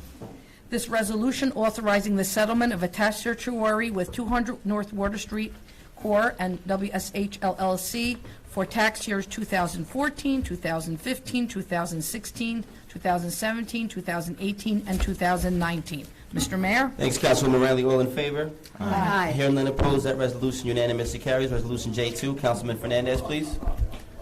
Yes, Mr. Mayor, I move that we accept Resolution J2 as presented. Second. This is a resolution appointing Mario F. Alumina, Gary S. Sean, and Rosanna R. Suarez to the active list to the Peekskill Volunteer Fire Department. All these volunteer fire department will be interior fighter. Mr. Mayor. Thanks, Councilman Fernandez. All in favor? Aye. Hearing none opposed, that resolution unanimously carries. Resolution J3, Councilman Smith, please. Yes, Mr. Mayor, I move that we accept Resolution J3 as presented. Second. Resolution J3, the Assumption Church has requested permission to hold a religious procession in honor of Our Lady of the Assumption on Thursday, August 15th, 2019, beginning at 8 p.m. and ending at 9 p.m. Mr. Mayor? Thanks, Councilman Smith. All in favor? Aye. Hearing none opposed, that resolution unanimously carries. Resolution J4, Councilwoman McKenzie, please. Yes, Mr. Mayor, I move that we accept Resolution J4 as written. Second. All right, before you read that, I just want to make a quick statement. And I also allow the council to make comments as well. Excuse me. All right, so for those at home watching and those that are here today, this Honeywell project is one step in the council's commitment to going green. It is a green project for those who are unaware. It's time for the city to prioritize conservation and believe that we have a responsibility to do our part for our local taxpayers and the planet at large. The Honeywell project significantly reduces the carbon footprint of the city with an immediate reduction of 1,100 tons of carbon emissions per year, 7 tons of sulfur oxide a year, and 3 tons of nitrous oxide a year. In doing so, Peekskill will be leading the county in efforts to reduce greenhouse gases and attacking climate change now. Not months from now, not years from now, right now. The Honeywell project will significantly reduce the city's carbon footprint and will, of course, save the taxpayer $3.8 million. It will also complete the work that has been neglected for, as many feel, has been way too long. And this will also move this city from talking about energy conservation to actually doing it, and in a bold way. This also provides true baselines for future energy conservation projects, which many have spoke about today. This will also ensure to the community of the city of Peekskill to realize that this council and the city staff have stopped wasting time and wasting significant energy at the Paramount Theater, for example, which has been an obstacle to making this asset more appealing to a future operator. The Honeywell project is a first big step in this council's plan to move the city to a green future. It's not the only step, and it certainly won't be the final step, but it's going to move us where we need to be for the future. As you can see on our agenda today, thanks to Deputy Mayor Talbot and the work of some of the staff, we have a resolution to work hand in hand with the Westchester County Climate Action Plan Initiative. So people that are watching at home, people that are here, you can rest assured this council is committed to going green, and the Honeywell project is certainly a green project. We need to start conserving energy now. We want to improve our carbon footprint now. Every day that we wait, every day that we delay is another day that pumps out more carbon and costs to our taxpayers and more. So we thank you for everyone that's made their comments, that showed their concern. As a person who was once on that side before I was here, I would never tell anyone not to come to a council meeting and voice your opinions and concerns. We all play a role in where this city goes forward, so we thank you. That being said, if anyone else would like to make a comment on this resolution before we pass it, please do so. Vanessa or Deputy Mayor? Yes. So, thank you, Mayor, for opening up this discussion on this vote. I want to be clear. I think that there's been some confusion as we've been discussing this project the last couple of weeks about my reasoning for wanting to hold off on voting on this and until we bring in an expert to truly vet the proposal that we have in front of us. This is not just about geothermal. This is not just about one measure in the proposal. In fact, this is about process. The process that this project has undergone, frankly, and the process that many of the items that have passed in front of our agendas have undergone in the past as well. Since I've sat here on the council, and I'm not sure if this has been regular practice in the past, but it does feel as though there's been a number of items that have been put in front of us, and it's been asked of us to make very hasty decisioning on whether we move forward with a number of different items without what I feel is getting the information from our staff members as to what our options are. Now, that's not to put down any of our staff members or on any of the work that they've done on this project, on past projects. I think, in fact, a number of our department heads, I think, are very deliberate about educating council members here sitting before you. I want to really give a shout out to Dave Rambo, who in the past, I believe it was the last COW meeting, when he comes forward to us, he offers us a number of options in which we can move forward with, and he educates us on what the repercussions on going with any one option is, and then he makes his recommendation on how he thinks we should move forward. I don't feel as though this has not been an opportunity that's been granted to us by a number of our other department heads, and including our city manager, to be quite frank. And again, this is not to dismiss any of the work being done by our staff, by the Honeywell rep on this proposal. Not at all. If anything, I think that what this discussion has generated is a huge interest from our community to want to be involved. Now, I know that Councilwoman McKenzie has said in the past that this is something that we've had in front of us for over a year, and that's absolutely correct. This is something that we decided to move forward with Honeywell at the end of last March. I went back and kind of looked at the timeline of how this went through. Now, there was very clear, what I thought was very clear consensus that when the Honeywell rep came forward to us and made certain or gave his suggestions on how he would move forward with energy improvements for some of our buildings, the CAC and myself were very clear of the fact that we want to make sure that we were prioritizing renewable energy. In fact, the CAC wrote a letter to ensure that this was language that was included in the RFP. Thankfully, our council approved that language, and we added that, and we moved forward with that. Now, you flash forward to a couple weeks ago, after not hearing any updates from our staff members, after being asked by members of the council where this was, the only detail we were given is that in terms of the Paramount, we would essentially be saving 40% of the energy that we are currently consuming to operate that building. That was the only detail that we were given. We were not given any details about anything else that was in that proposal. And now I understand that this was vetted by professionals, our staff members, who I deeply respect. I really do. But I do feel that the very existence of this council is to vet those proposals ourselves and to ensure that the community is being heard and that they also have an opportunity to vet the proposal as well. That is why we are in these seats, to represent you all. So given the fact that we were only given, this was, I believe, 1 week, 4 weeks ago, this proposal was put in front of us, a proposal 319 pages. The city manager at that meeting said he did not feel as though this would be passed the following week. And the city council, even though they saw that there was a 319-page proposal, wanted to move forward with it anyways. The week after that, we heard a number of concerns from our community members. They had questions. We have questions. And to be quite honest, I'm not sure that we've gotten the answers to all those questions. And we haven't gotten the answers. And perhaps we've gotten some answers, but I don't believe that they've been adequate. And I don't want to go into the nitty-gritty here, but in speaking to Sep, for example, who's been really going back and forth with our city hall about a number of different issues, but just even the concept of the window. I mean, I was speaking to him yesterday. He was showing me how after speaking to Ann, the brand of the window that they're putting forth for this proposal is not the one that's matching the report that we were given 4 weeks back. So I think that there's a lot of inconsistencies here. And I'm not trying to say that this is a bad proposal, that this shouldn't be done, that we should just end it here now.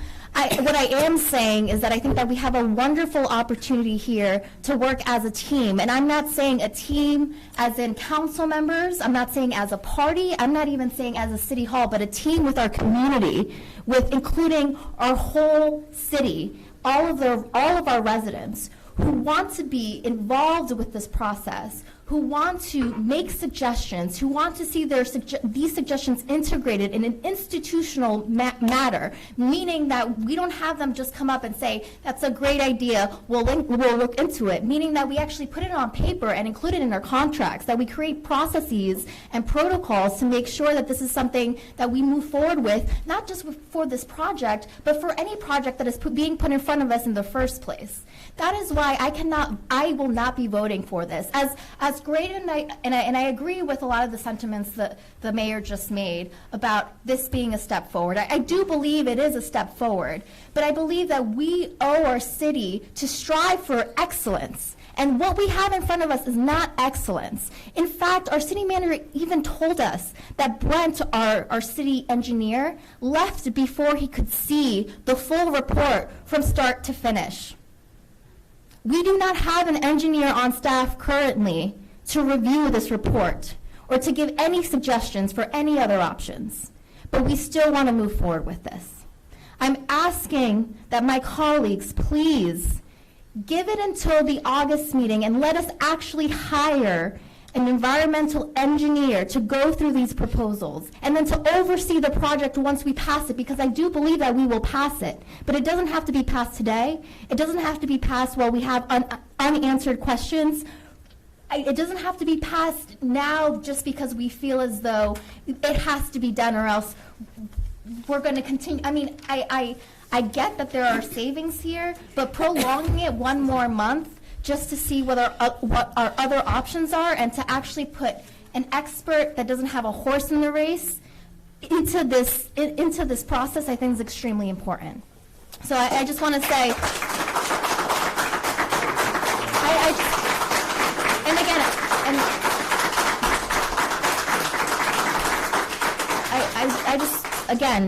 I don't want to paint this project as being something negative for the city.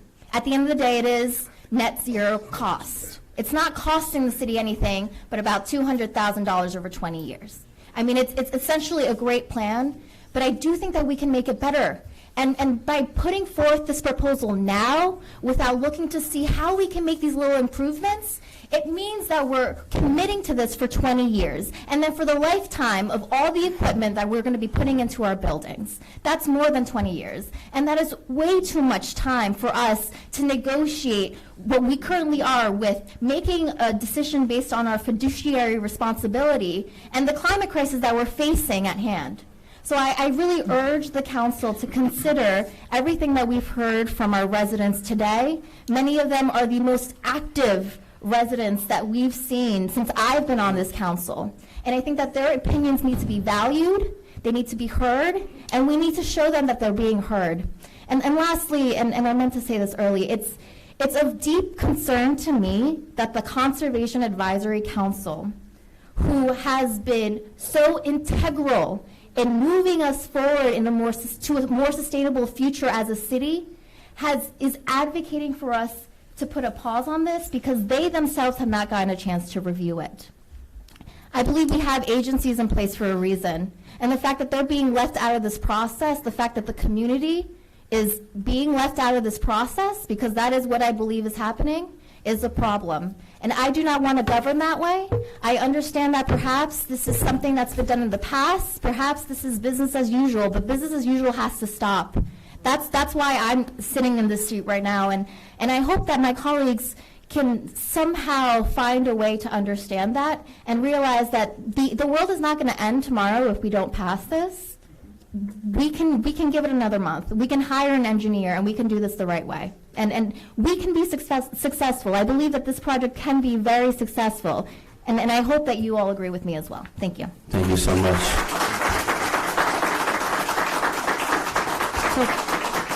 Councilwoman Agudelo, thank you for bringing up the process issue, and I do agree with you that,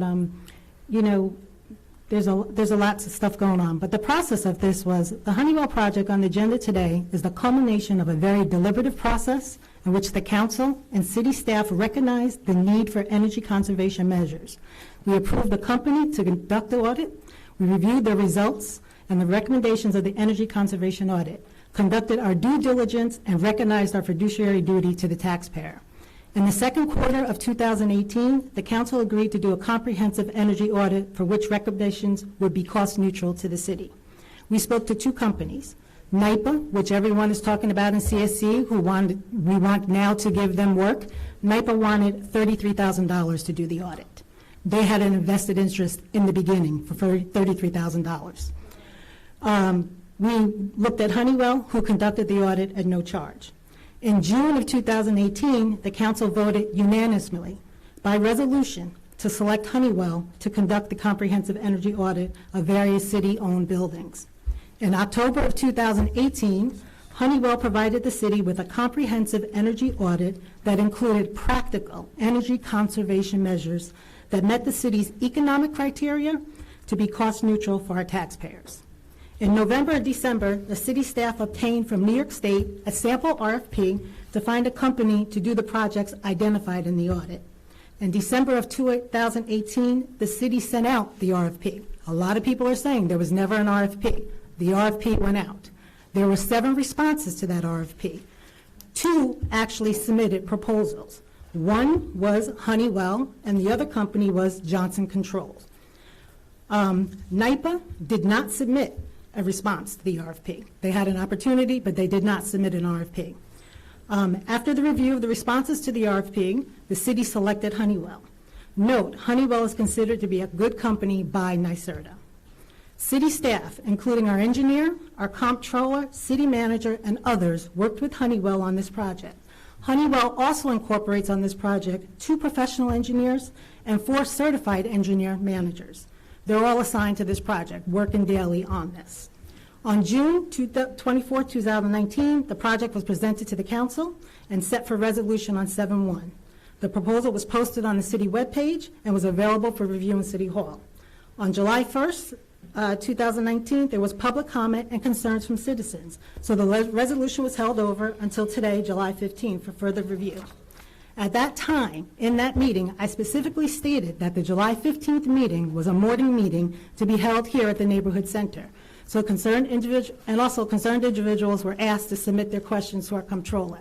I specifically say that because I know there's a lot of rumors out there saying that we held this meeting in the morning here at the neighborhood center to avoid anybody coming to the meeting. Not true. We do this once a year. During the last 2 weeks, our comptroller has met individually with concerned citizens and provided answers to their questions via the city's professional staff and Honeywell's engineers. A request was made to consider geothermal for the neighborhood center versus converting from oil to gas. A company from Connecticut was contacted, as well as NYSERDA, and Nancy Van went through this information. They met with city staff on site to give their opinion if geothermal was an option for the neighborhood center. They advised that using a different product than that which Honeywell installs, geothermal could be an option. They estimated initial cost of $750,000. This was not a firm price, nor did it include the cost of engineering or soil testing, and soil testing is crucial to determine if geothermal would work. In addition, there were concerns about the space needed for the installation, as some of the property being considered for use may not be city-owned. So while geothermal may be an option, that remains to be determined, and the additional cost will be borne fully by taxpayers. So here we are today, 1.5 years later, with a green project that will conserve energy, get long overdue projects done, and will provide us with a true baseline for future projects that can include more renewable sources. This project gives us the opportunity to start now, to reduce the city's carbon footprint now, to eliminate 1,100 tons of carbon emissions a year now, and to save our taxpayers in excess of $3 million. We have done our due diligence, and we have accepted our fiduciary duty as your council. Thank you. Thank you, Vivian. I'd like to. Anyone else? Sure, please. I also brought some notes to read from about the environmental part of this.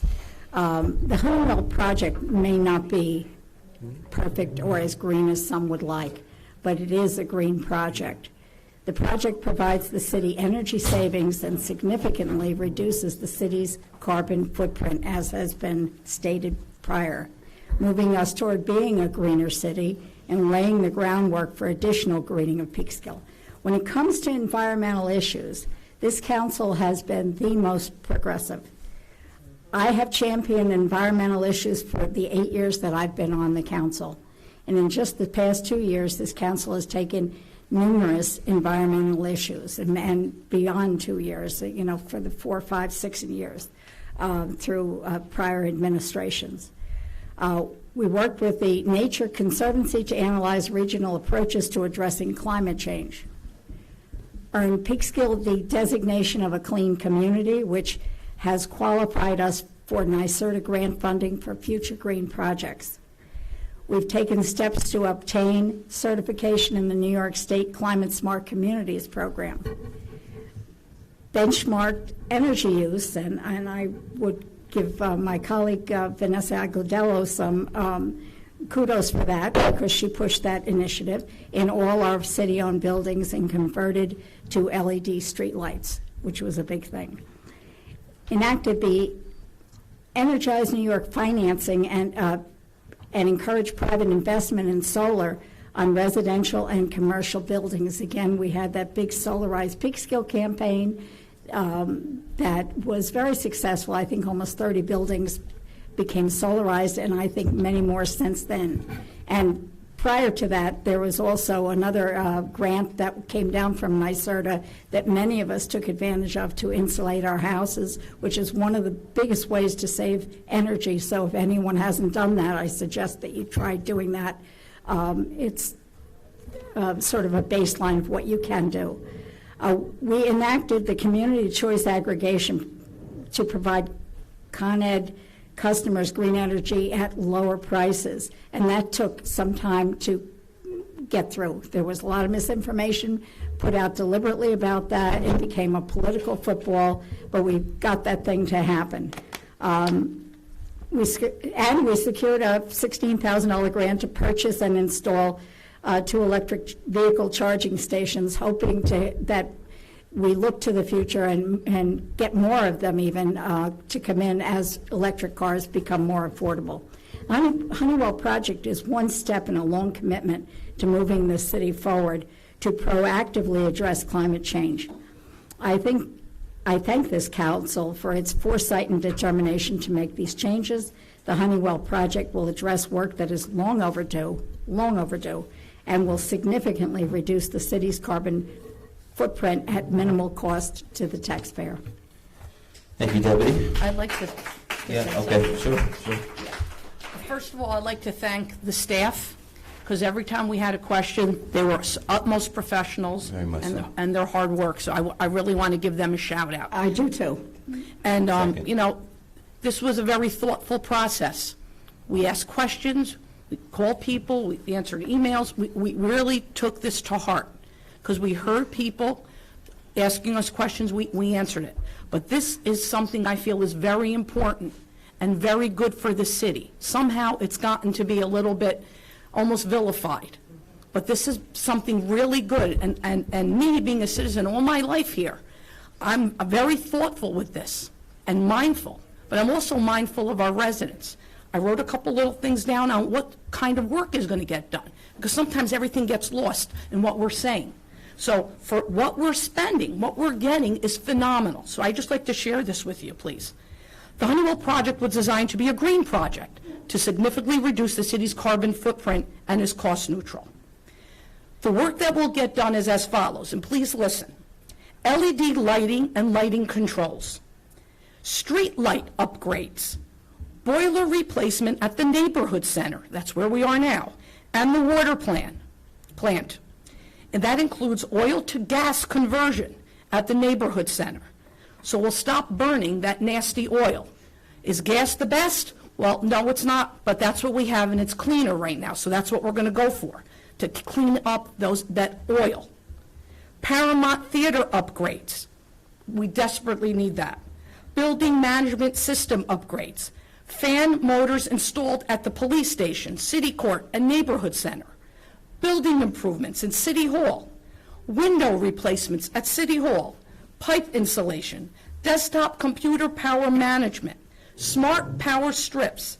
City cooling upgrade. In total, this work would have cost the city $4.3 million. However, and this is an important however, so please listen, these repairs and upgrades are guaranteed by contract to save the city $222,000 and $736,000 per year, which will offset the cost to the taxpayer. In the end, this project and all of the work that will be completed, I had said it, LED lighting, street light upgrades, boiler replacement, Paramount Theater upgrades, building management system upgrades, fan motors installed in the police station, city court, neighborhood center, building improvements, window replacements, pipe insulation, desktop computer, smart power strips, city hall cooling upgrades.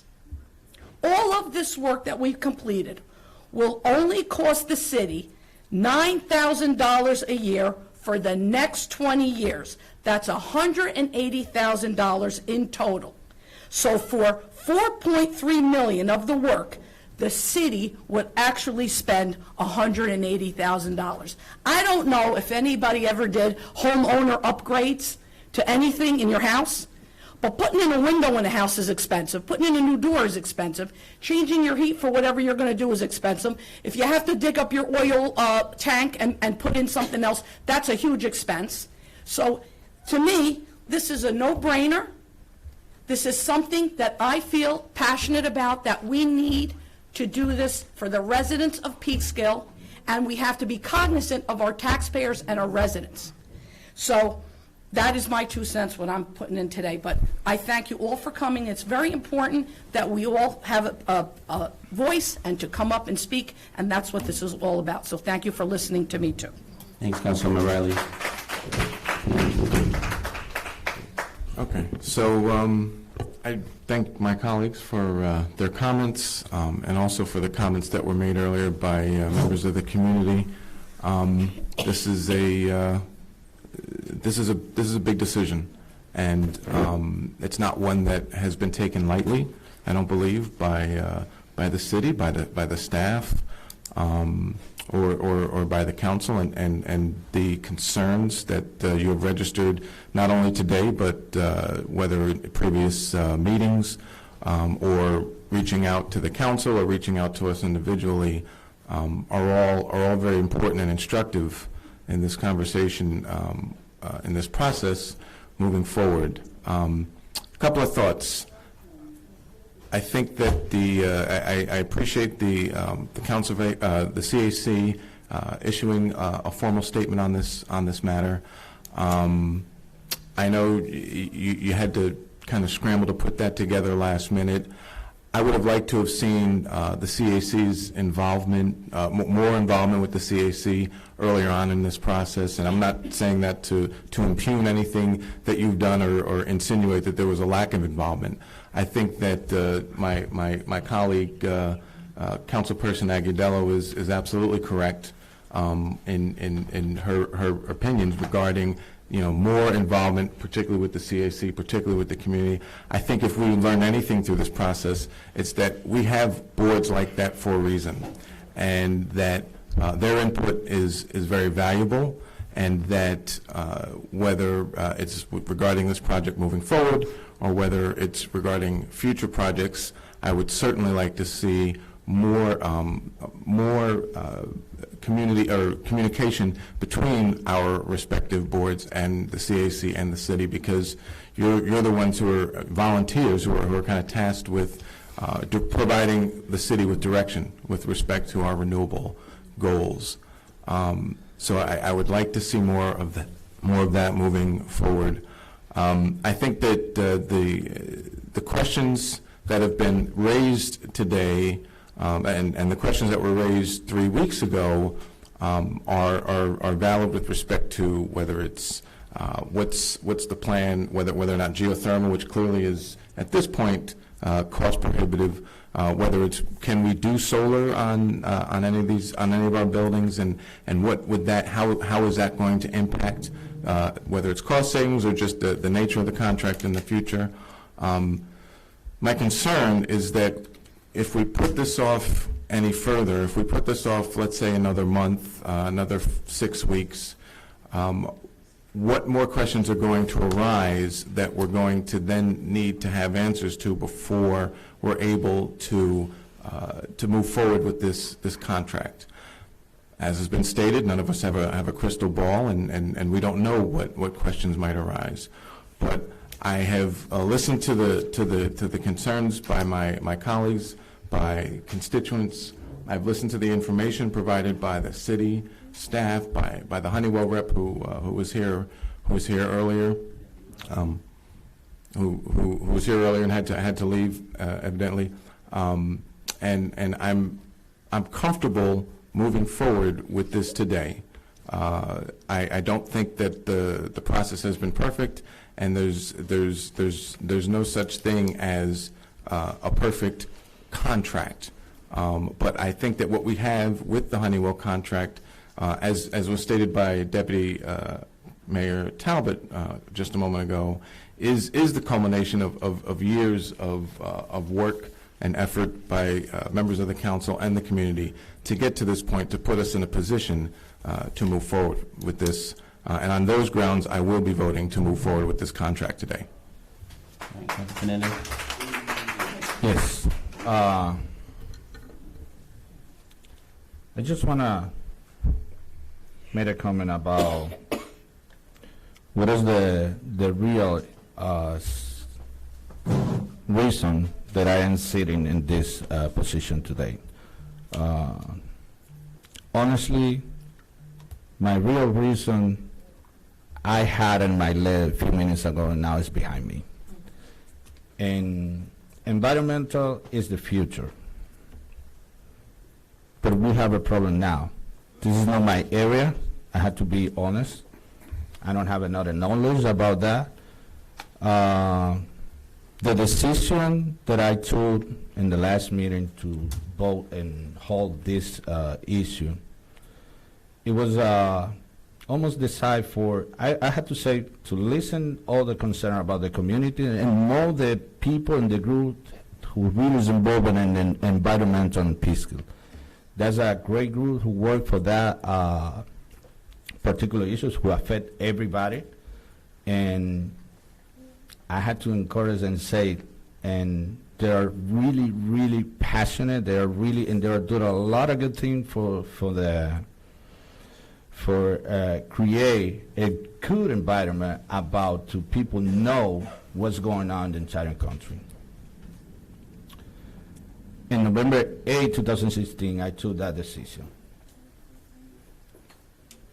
And I say, I had to change my country, my world. But I cannot think about change the world if I don't think about how can I do it in my own community, in my city, in my group, in my local level. And everything that I see in the federal government is against about the climate change. It's against about the environmental. This is a good learn for everybody here, and I had to even congratulate in the college college Vanessa Agudelo has, and the passion to say what she believes in the people who work in that area and move forward. Listen today, different opinion. I don't think that we need to hold that thing. I think it doesn't matter if we take it 2 weeks, 3 weeks, 1 month, 1 year. And even I did that comment. I can hold it 1 year. That for me, this is not my area. I can hold it. But listen all the recommendations for the city, for the staff, and how we're going to save money. I am in favor to move forward this issue. And I want to do this recommendation for even, we have a very diversity council. We have 4 women, let me make sure. We have young people. We have Experience, please. I know that. I am very clear on that thing. Yes. But we have people for diverse ethnicity, professional, business, union, and the good thing we have 2 members for the council who really get that issue for the environment, and they are get involved in this thing. And my point is, and my suggestion, and it's only a suggestion, that learning for this issue, we can start to think about it and create law and create policy. That's our job. And to give it more power to the conservation advisory. We have in the city almost 25,000 residents in the city of Peekskill. I don't think the people, the residents of Peekskill residents, have a lot of knowledge about the environmental. So we need to invest money in education to people in that area. And the conservation advisory had to be the board, the committee, we need to move forward. But we need to take a seat and planning something to what we want for the city. Take all the view about even the cost, because we don't want one city that we can be affordable and live in this city, but we want a clean city. And to take care of another issue about the environment, I was participate with the Conservation Advisory Chair and even city manager,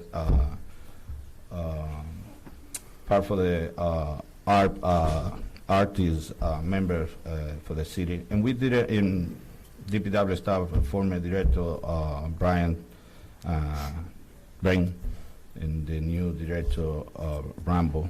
We went to different places in the city where the people are dumping tires right next to the McGregor Brook, and it's a water resource. And I want to see not only the conservation advisory involved in that issue, the entire city to keep that clean. But we need to invest money to educate. I have to be honest, I follow this discussion and try to find how another city, how another state, how another country, even in Europe, they start to do in a small city to change that thing. They invest money, a lot of money, to educate the community.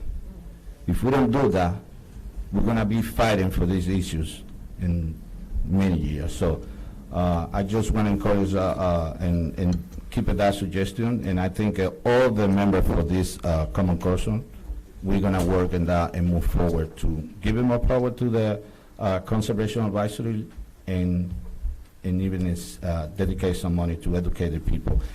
And the last one, we're going to receive some money now through the tax increase.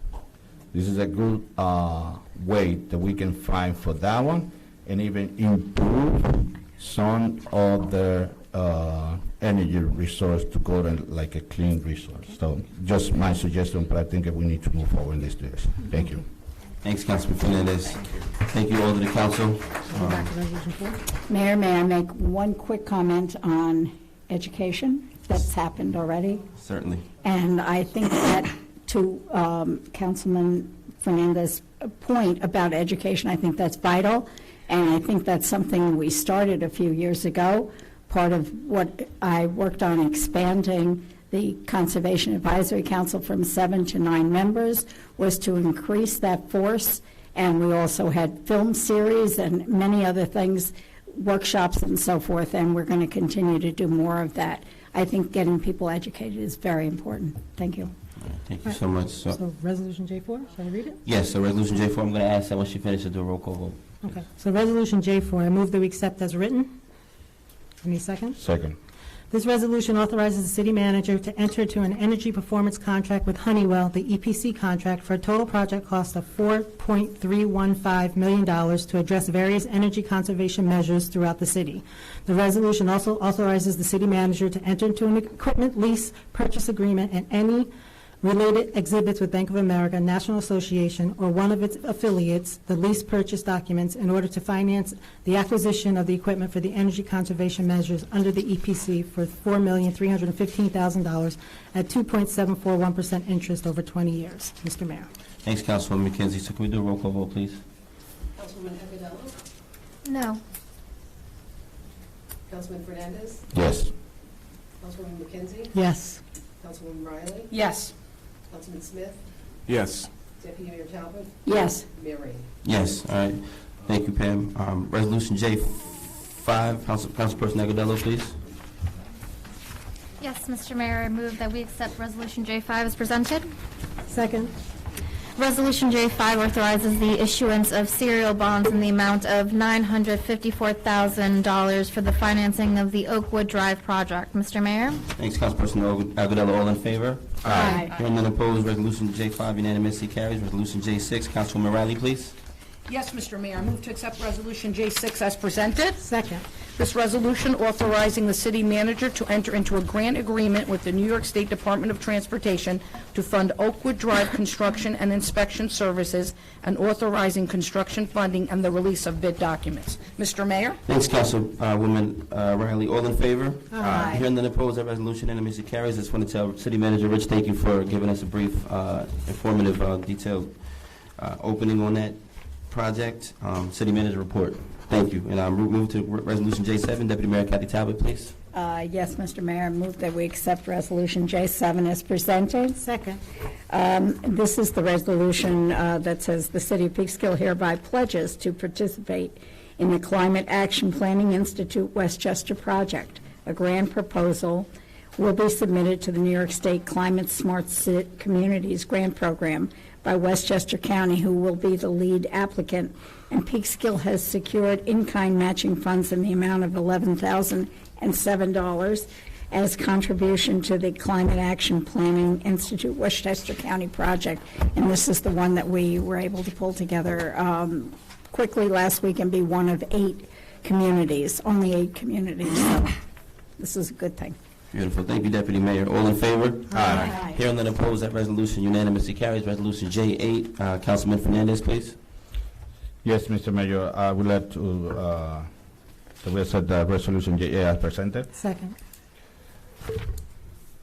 Whiskey River New York LLC, doing business at 38 North Division Street, Peekskill, New York, is located with 500 feet of 3 or more existing permissive license operated pursuant to the New York State Alcohol Beverage Control ABC Law 64-7 and 64A7. This common council determined it is in public interest for the state to issue a liquor license to this establishment pursuant to 64-7F and 64A7D of the ABC law, and will notify the New York State Liquor Authority of such determination. Mr. Mayor. Thanks, Councilman Fernandez. All in favor? Aye. Hearing none opposed, that resolution also unanimously carries. Resolution J9, Councilwoman McKenzie, please. Yes, Mr. Mayor, I move that we accept Resolution J9 as written. Second.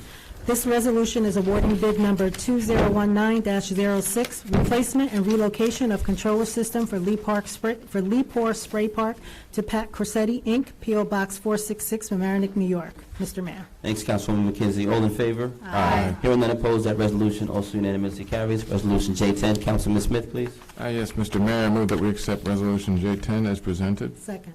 This resolution authorizes a waiver of a facilities fee for the Peekskill Pop Warner Youth Football League for their weekday practices and Sunday home games. Mr. Mayor? Thanks, Councilman Smith. All in favor? Aye. Hearing none opposed, that resolution unanimously carries. Just want to say congratulations to Craig Jacobs and the rest of the people that have got together to make that happen. Again, it's been a long time since we've had Pop Warner, and the fact that they're working so hard to start it up again, especially for our youth during the summer months, is a great initiative. So congratulations to you and all that put part in it, and to the Parks and Recreation as well. And even though Z's mother is scared as who knows what, but Z's going to be playing football this year as well. So we shall see. All right. Last resolution, Councilperson Agudelo, please. J11. Yeah, Mr. Mayor, I move that we accept Resolution J11 as presented. Second. This resolution authorizes the City of Peekskill to apply for a 2019 Youth Build Employment Grant to be implemented by the city's Youth Bureau. The Youth Build Employment Program targets youth 16 to 24 years old and provides at-risk youth within Westchester County with the following services: 1, case management; 2, education training; 3, construction skills training; 4, occupational skills training in healthcare, such as construction and Construction Plus; and 5, building or substantially renovating affordable housing. Mr. Mayor? Beautiful. Thank you, Councilperson Agudelo. All in favor? Aye. Hearing none opposed, that resolution unanimously carries. At this time, we'd like any citizens, including Ms. Pierce, who'd like to be heard, to come to the podium. Just state your name and address. I'll be fast. Name and address, Geraldine Kearse, 1118 Cortlandt Street, Peekskill, New York.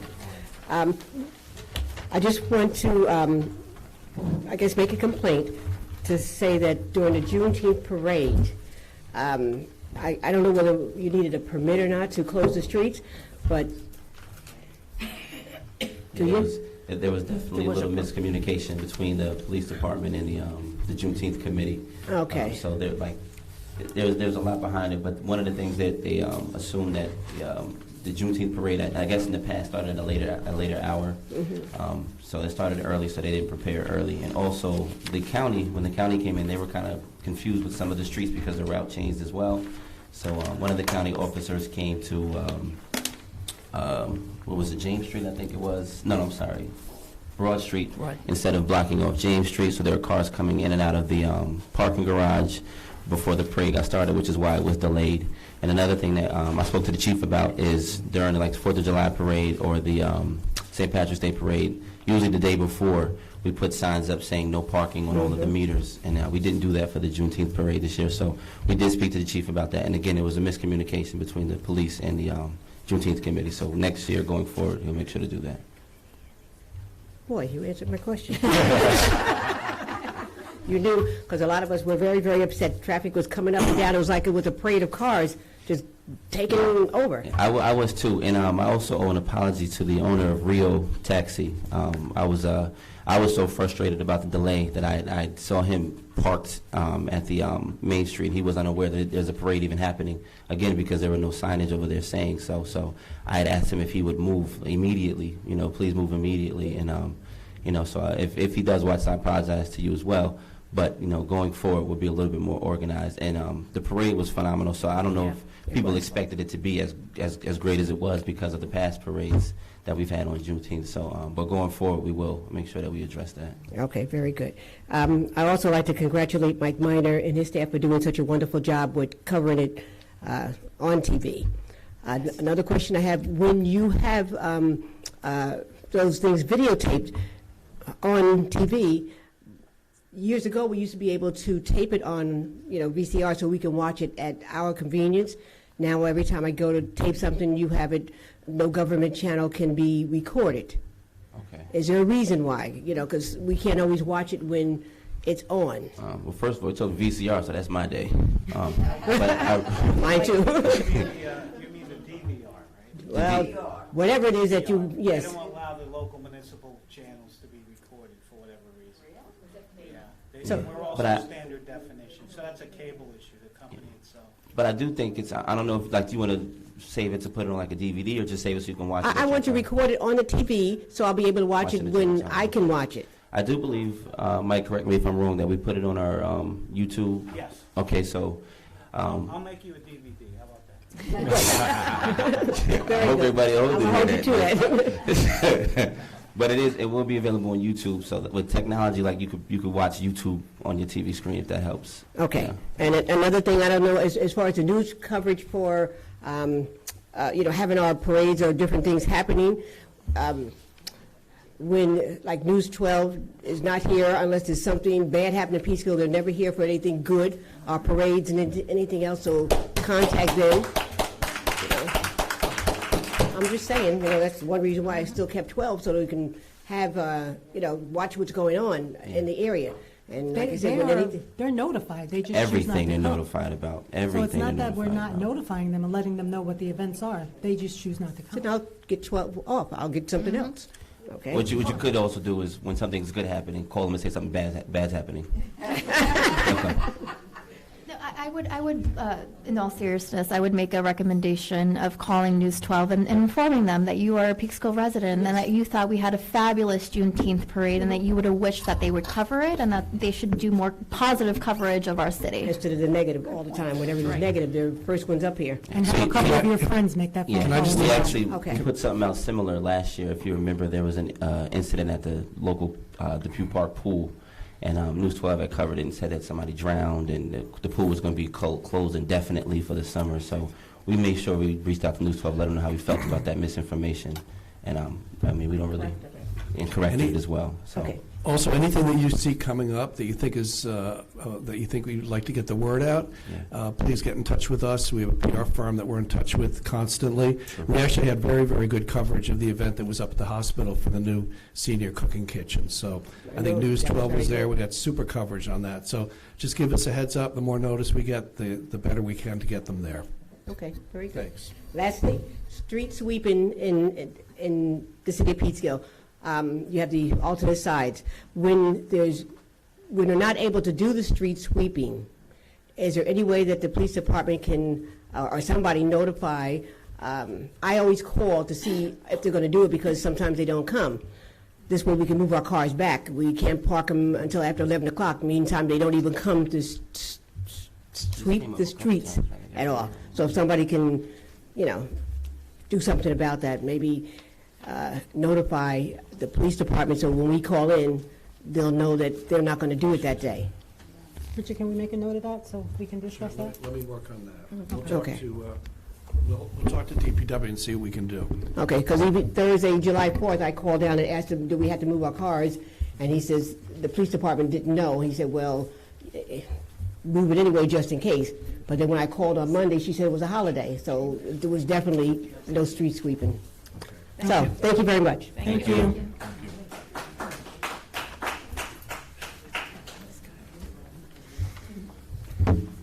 Hello. Good afternoon, Mayor and Council, to the Senior Center, Senior Club. Good afternoon. It's afternoon. It was a long, heavy meeting, so I'm going to keep things light today. Let's see, what could I talk about today with you distinguished people, Mr. Mayor? You may not know this, I'm a great-grandfather. Congratulations. And I got to salute the mayor. He was at the senior picnic the other day with his great-grandma. How old is she, Mr. Mayor? 96. Wow, God bless her. Hope I can make it to 96, because I'm starting to fade a little bit. I missed the last 2 meetings. But I also have other, this was very heavy all day today, so I want to be light today. I want to salute the city. We don't have an official tourism director, so I'll be your unpaid tourism director for a minute or so today. A lot of goods happening in Peekskill. The Garden Club, which is a very fine club, I took a few chances with them and won a ticket to a local restaurant, a tea house. I can't mention the name of it because it would be preferential treatment, but my wife and a girlfriend went there, and they loved the ambiance and they loved the food there, so it's highly recommended. Also, we got other good things in Peekskill. Let's see. We have a lot of good things. We have, getting forgetful again at this young age. You know, as seniors, we forget sometimes. I should take notes, Mr. Mayor. Oh, Want to salute something in sports. Our great USA soccer team, #1 in the world in soccer. Right. Yes. That's true. And how about Coco? You know who Coco is? Yeah. She was in the top 8 or 16 in world tennis, beat one of the Williams sisters. 15 years old. That's amazing, truly, the new generation, and power to women on both of them. There you go. Let's see, did I have anything more important to say on these burning issues? Oh, this pertains to seniors. You're here for seniors today. Mr. Mayor, you had a, let's see, what do you call that? A debate recently, political debate. 75 people showed up. But we're a city of 25,000 people. When there's a debate, is there a way Mike Minor or someone can televise this as well as put it on computers so the whole city, so our seniors can see it? And you know, that, you're talking about the candidates forum. Any forums, you know why? A truly informed electorate will vote for the right people. We have to know where you stand, where the 3 people running with you are, where the opposing people stand, so we can vote intelligently. And if it can't be put on the government channel, Mr. Mayor, one more moment, I'd be glad to help you get it onto the public access channel, because it might be political on the government channel. Yeah, it wouldn't be considered a city event. Can we look into that, but at least to have everyone televised, and maybe we can get it on the public, I'm pretty sure we can get it on the public access. Yeah, certainly. I mean, the people who usually sponsor it, they usually put the outreach out to get the word out. But, you know, many of us use our platforms as well to try to get the word out. So and in closing, because I want to make it short, people missed their lunch already. The P in Peekskill stands for a lot of good things. It stands for participation. It stands for patriotism, right, Ms. Riley? That's right. It stands for protest, and that's what makes America great, the P's in Peekskill. And next year on 4th of July, let's get some flags back up on the poles of Peekskill. I didn't see them this year. There were some banners, but I didn't bring that subject up this year. But next year, we want to see them flags flying high, at least on a block or 2 in Peekskill. I apologize. I think that was an oversight because we It could have really. been. Yeah, you had a change at That was an oversight. DPW. Yeah. Mr. Rambo may not have been aware that last year we had them on a block or 2. The fire department did the requirement about the banners, and they And the installed word it. pride I like a lot too. Many of you don't know this. 27 years ago when I ran for mayor and missed by only 3 percentage points, one of my parties I ran was the Pride in Peekskill party. So let's have pride in Peekskill. Thank you all. Every day. Thanks for coming by for our seniors today. Thank you. Thank you, George. Thank you. Good afternoon, Mayor, council members, afternoon. City Manager. My name is Nancy Wareham Gordon. I live at the Lofts on Main at 921 Divon. So I am back with some more Divon Street issues that most likely also affect other areas of the city of Peekskill. We had a successful trash community cleanup on June 29th. Divon Street's already a mess. All right, with additional broken glass.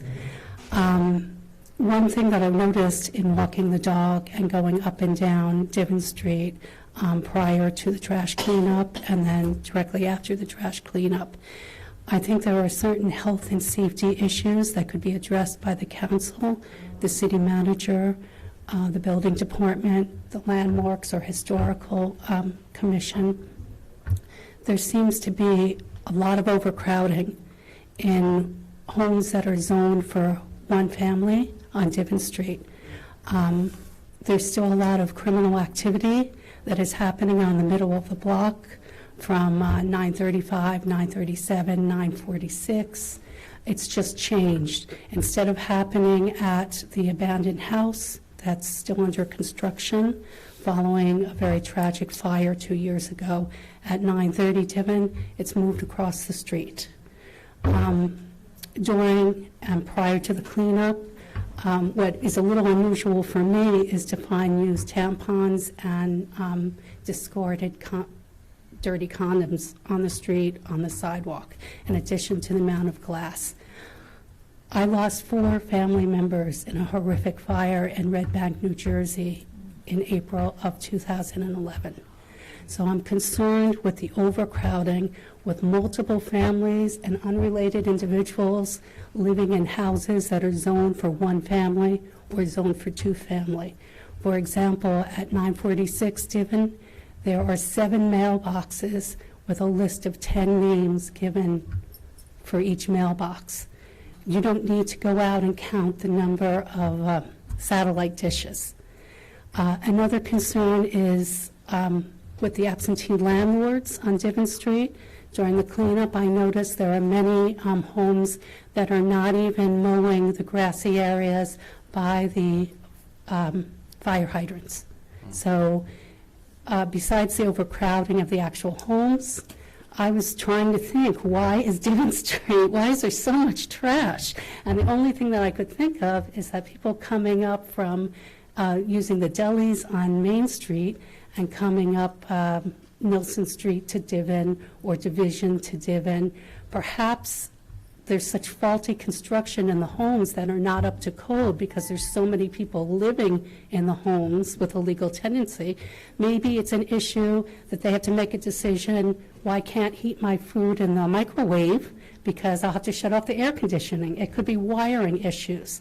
So I want to try to ask the council if you could put together a resolution working with the city manager, advising the Chief of Police, Hamley, to enforce the code violations that are obviously occurring not only on Divin Street and with some of the absentee landlords and the zombie houses, but if you could work with the Business Improvement District and the Historical District, which I believe Divin is in that area, to try to enforce the existing laws that are on the books. There are public nuisance laws that are not being enforced. For example, if criminal activity has occurred on one's property, there could be a number of felony arrests or felony convictions or misdemeanor arrests or misdemeanor convictions, desk appearance tickets and violations. The city could be making money by ensuring the safety of the residents who live on Divin Street because there are just too many people living in these tiny, tiny houses, many of which are wooden except for one, which is brick. So there was already a devastating fire 2 years ago. I'm concerned that the way people are illegally parking at the ends of Divin and Nelson, in Division Street and Nelson, you're not supposed to park around the corners. Once the check cashing place is in operation, there's people illegally parked on that end. There's people illegally parked to get to the delis on the other end. And it's almost like I'm living in Brooklyn again. There's a lot of double parking on Divin Street. So I'm concerned with how can the emergency vehicles get to Divin if there's a fire, and then how can they find the fire hydrants? My uncle was a fire lieutenant who investigated arsons. So from when I was a very little girl, I was always taught to look for emergency exits in public buildings. And my concern on Divin is there are many businesses and homes, resident dwellings on Main Street. So if they can't get an egress out because of fire in the front of Divin, how are they going to get an egress out? It's like a little warren up additions that probably are not up to code. So before something happens, if other communities like Saratoga Springs, that roughly has 24,000 people, like Peekskill, the population of Peekskill, or even more recently, the city of Poughkeepsie, can crack down on the zombie houses and the absentee landlords, can this be done throughout the city of Peekskill and especially closer to Divin? So thank you. So, yeah, thank you. Thank you. Thank you. I just want to say that I totally agree with you about the double parking. I came through there. I try to swing by different neighborhoods at different times of the days and nights as I go about my business, and that barely could get through with the double parking and stuff, so we need to look into that. Good afternoon, Mayor, Council. Good It's been a afternoon. long morning, hasn't it? Yes. Marcia Bailey, Stewart Gardens. Okay, I just have one question. The traffic light at Broad and Brown Street is out, it's not working. Is it due to the construction next to the Social Security building? Broad and, Broad and Brown Street, the traffic light has been out for maybe about 2 months. are you talking about Broad and Main? No, Broad and Brown, sweetheart. Usually, Yes, by Crossroads, Yeah. that is correct, thank you. usually that traffic light, it was just flashing. It was not like a walking property. You're talking about the corner Lincoln, Brown, and Broad. And Broad, yes, yes. But that traffic light, usually there was just flashing for. Yes. Well, coming from Blinking, Brown, it's blinking, doing yeah. nothing now. I think coming down Broad, it's a yellow light, but, you know, I wondered, why is it not Do you working? see blinking in yellow or no? I think it's blinking yellow coming down Broad Street, but coming from Brown Street, the light is just dark, there's nothing. The light on Broad and Main was just doing the same thing too. Yeah, We saw that's it. that's why I thought she was talking. Well, it's been going on for maybe about over a month, so. Yeah. I'm gonna have to- Yeah, well, Richard, we'll have Richard. Maybe. our city manager and our and David Rainbow's here, so he's taking note. He'll definitely take a look into it and let us know. Okay, All right, so we'll Thank try to you. get an update on that ASAP. thank you very Oh, much. thank you. Ms. Bailey. Nice day. Since I'm here, I might as well Make good use of it. Drew Claxton, 601 Kissam Road. I wanted to just say that I give kudos to Tuesday Page McDonald and the Youth Bureau. My husband was asked to stop by there the other day, and he asked me to come with him, and I did, and they were having some sort of a event with people coming in to hire the young people, and they were so engaged. All of them had on, their blue polo Youth Bureau shirts, but what happened, in the whole time that I've been involved, and I've been on the Youth Bureau board, I've never seen this happen, but they all lined up, all of the youth lined up to come and introduce themselves to every single adult in the room, shake their hand. It was very, very professional, and I thought I could hire one of these kids. Yeah. I could really hire. They told me what grade they were in, that some were in college, some were in 10th grade, but they were so engaged. I have really never seen that. I've come in before, and they've had events, and kids have sort of sat where they sat, and the adults sit where they sat, but the interaction here was really, it was so significantly different that I just have to say the Youth Bureau is definitely on the right track. And in turn, on that same day, I was down at the Trailway, and there was someone from planning who was there. I didn't know him, and I just, but we saw each other going in, and I was down on the Trailway, which I now use as my 2-mile walk. And I'm really glad that it's being extended, and I really look forward to the pier being fixed. I'm looking forward to that. But I saw the guy from planning at the Trailway, and I said, "Oh, I just saw you at the Youth Bureau," and he introduced himself, and I said, "The one thing that I could ask was that there was a connection between the Southern Trailway and Peekskill Landing, that the trails." The one part that I hate to walk is through the parking lot in order to get to Peekskill Landing and he says, "That's what I'm down here for. I'm taking pictures. That's our next step." And I was so happy to hear that. So I just want to say, you guys are doing a great job. The staff is doing a great job, and I'm really looking forward to being able to walk 3 miles instead of 2. All right. So thank you. You go, Thank you.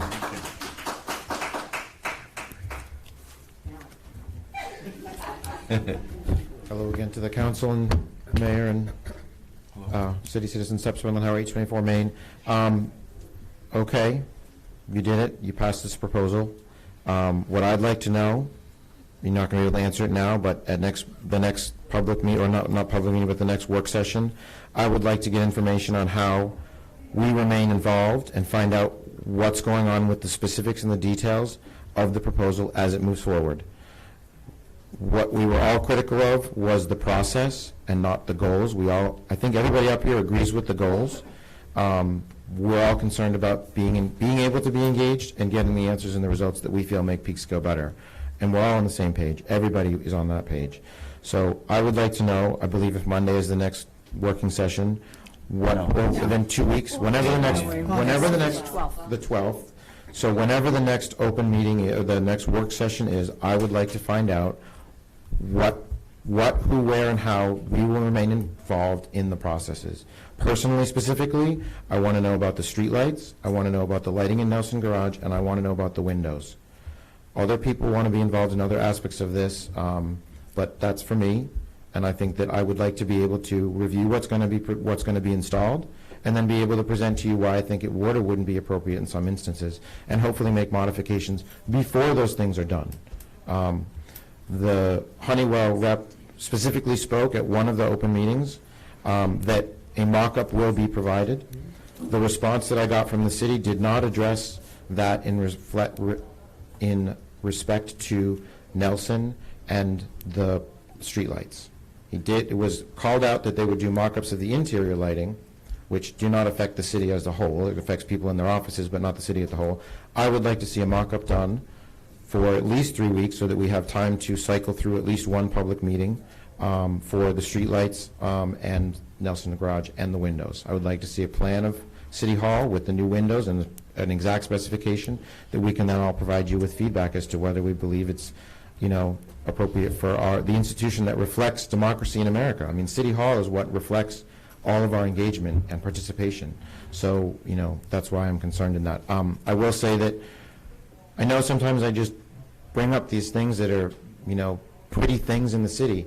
Last night, as I walked home, I walked by Dramatic Hall, and there was 2 people that had stopped and taken pictures of Dramatic Hall in the colored lighting, the patriotic red, green, and blue lighting we have up. These things are small, and they make a big impact. So that's why I bring it up, because I think it's part of the brand of the city, and making sure that we don't forget that, just slapping in some lighting in Nelson, and in the James Street Garage, makes an impact, and parking is an issue and is something that we should address. I've said enough. Thank you so much. Thank you. Thanks, Seth.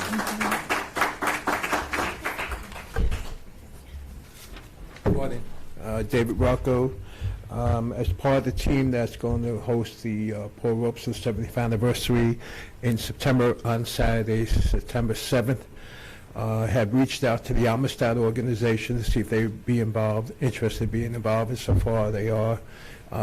They have to run it by their board of directors.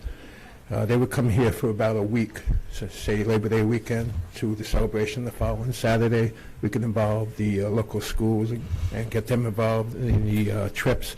The issue is going to be whether we could use the China Pier area. I did speak to Randy King, who has a lot of extensive experience in this area. Can we hear? Okay. Now, the situation with Randy, and I also spoke to Birchie Green as well. They thought it was an excellent idea. If we could bring in some involvement of ships. I'm involved in another ship called the Fireboat McKean Project. We could be a permanent home port whenever the China Pier is improved in a year or two after funding comes through. This could be a wonderful opportunity for the city of Peekskill if they have that activities consistently going on every year with these type of ships that come in. Tie in education, tourism, economic development. So I just wanted to give you the update on that as well. Westchester Community College is also interested in participating in this as well. So, thank you. Mr. Rocco, can I just ask you? Pardon me? I just wanted to say, so this is coming in. I just want to make sure we're in July now. So as you're putting this together, can you please make sure you reach out to make sure you have permits and we know what's going on, if it needs to be permits and that kind of stuff, so that we're not at the end of August and Sure. you're trying to do things. So if you know what this program is going to be now, it's stuff that you should submit on a form in the clerk's office so that we know what needs to be done. It's really Sure. important. The approval process. The approval process, because we don't want you to get all this done and at the last minute and realize, oh, I don't have approval to do this. So it's real important, And okay? mostly because we just have to. Yeah, there's only 2 more meetings, and it has to come That's before the council. So it's real important that you put your project together at this point and present it on paper for the things that you may need. Oh, absolutely. I'd be Okay? glad to. All right. Because we could also expand on that concept as well once the permanent port is done.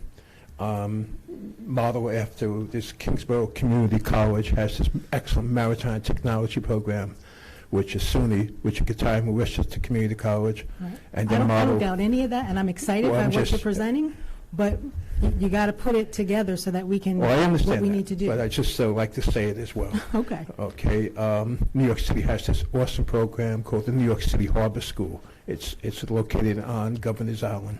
So why couldn't we have the Hudson Valley Harbor School and Peekskill be the home port? With so many wonderful things happening to the city of Peekskill the last couple of years. That'd be amazing. This would be like the icing on the cake, as you would say. More reason for people to come to Peekskill and stay. Absolutely. Thank Okay. you Thank very you. much.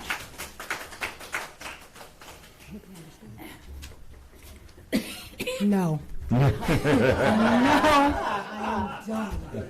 Mayor and City Council. Hi, Dave. I just wanted to Hi, address Dave. the street sweeping issue that we have, and it Okay, is a great. catch-22. In my 30 days of being here so far, I've realized that if residents don't see the street sweeper, they park on that side of the street, and I hear from the police that we got to ticket them. Then I hear the street sweepers say that we can't go down the street because the cars are in the way. So I'm just asking residents at this point to abide by those signs that are on the street, so the sweeper can get down and get these streets cleaned up. So I know Divin was an issue, and there's definitely a Wednesday, Thursday issue there for parking on those sides of the street.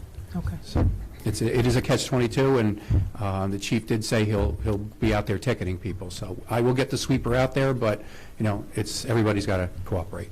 Okay. Thank you, Dave. Thank you. Thank you.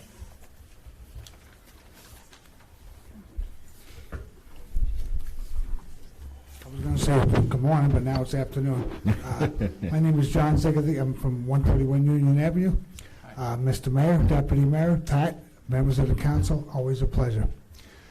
I'm going to bring up the same issue I do all the time, public safety as far as pedestrians. I did a little bit of a survey myself to the surrounding cities, Mount Vernon, New Rochelle, Yonkers.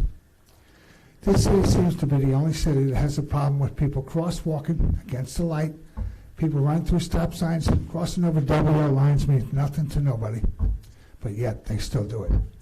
It's become an epidemic. I'm sure you've experienced this one time or another by yourself. I'm just asking is there any type of resolution that can be, happening somewhat? For enforcement, you mean? Yeah. I understand the two police, they're doing what they can, but everybody is doing this. Everyone is doing this, and they get away with it, and they know they are, so everybody else does the same thing. You mean like enforcing, like jaywalking and Right, things right. like that? I've done it myself. Sorry. I'm no angel. But, as far as, can something be done? How can you post an officer out in the street and issue tickets, stand there watching people? Yeah, the majority of the time, I believe it. Like the police make a judgment call. Right. If they see somebody, they usually give them a warning rather than actually ticketing them. But if it's an issue, that's something that we just ask the police to enforce it for safety rather than be generous. Right, especially here, as you know. Yeah. I want to point out something else. The senior citizen barbecue we had Friday. I want to thank whoever was involved in that. It was a great day, great people, great food. Thank you for your time. Thank you for your you. time. Thank you. Can I just say something on that? Yes, of course. Real quick, thank you to the seniors for letting us use your wonderful room. I know we kept you from some of your games and things like that, but I hope you found this meeting informative. But thank you to the seniors, because the seniors, you guys rock big time, so thank you for all you do. And yes, it was a great event on Friday. Yes, thank you. And just to let you know, we're not done. We're going to go to executive session right here, so we're not leaving just yet.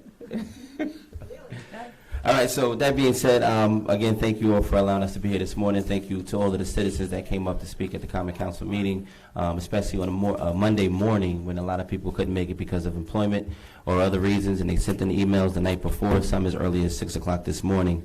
So we thank you. We're going to continue to do the best we can as the council for the city of Peekskill. We're going to continue to encourage people to come to the council meetings, contact the members of the council of any concerns and issues that you may have. And even if we do agree to disagree, I think all of our ultimate goals are to make the city of Peekskill a better place to be. So no hard feelings. God bless you all. God bless one of the greatest cities on earth. And I want to close this meeting in memory of Pat Garvey, who passed away recently, who was once a city manager in the city of Peekskill. So God bless to him and his God bless him and his family.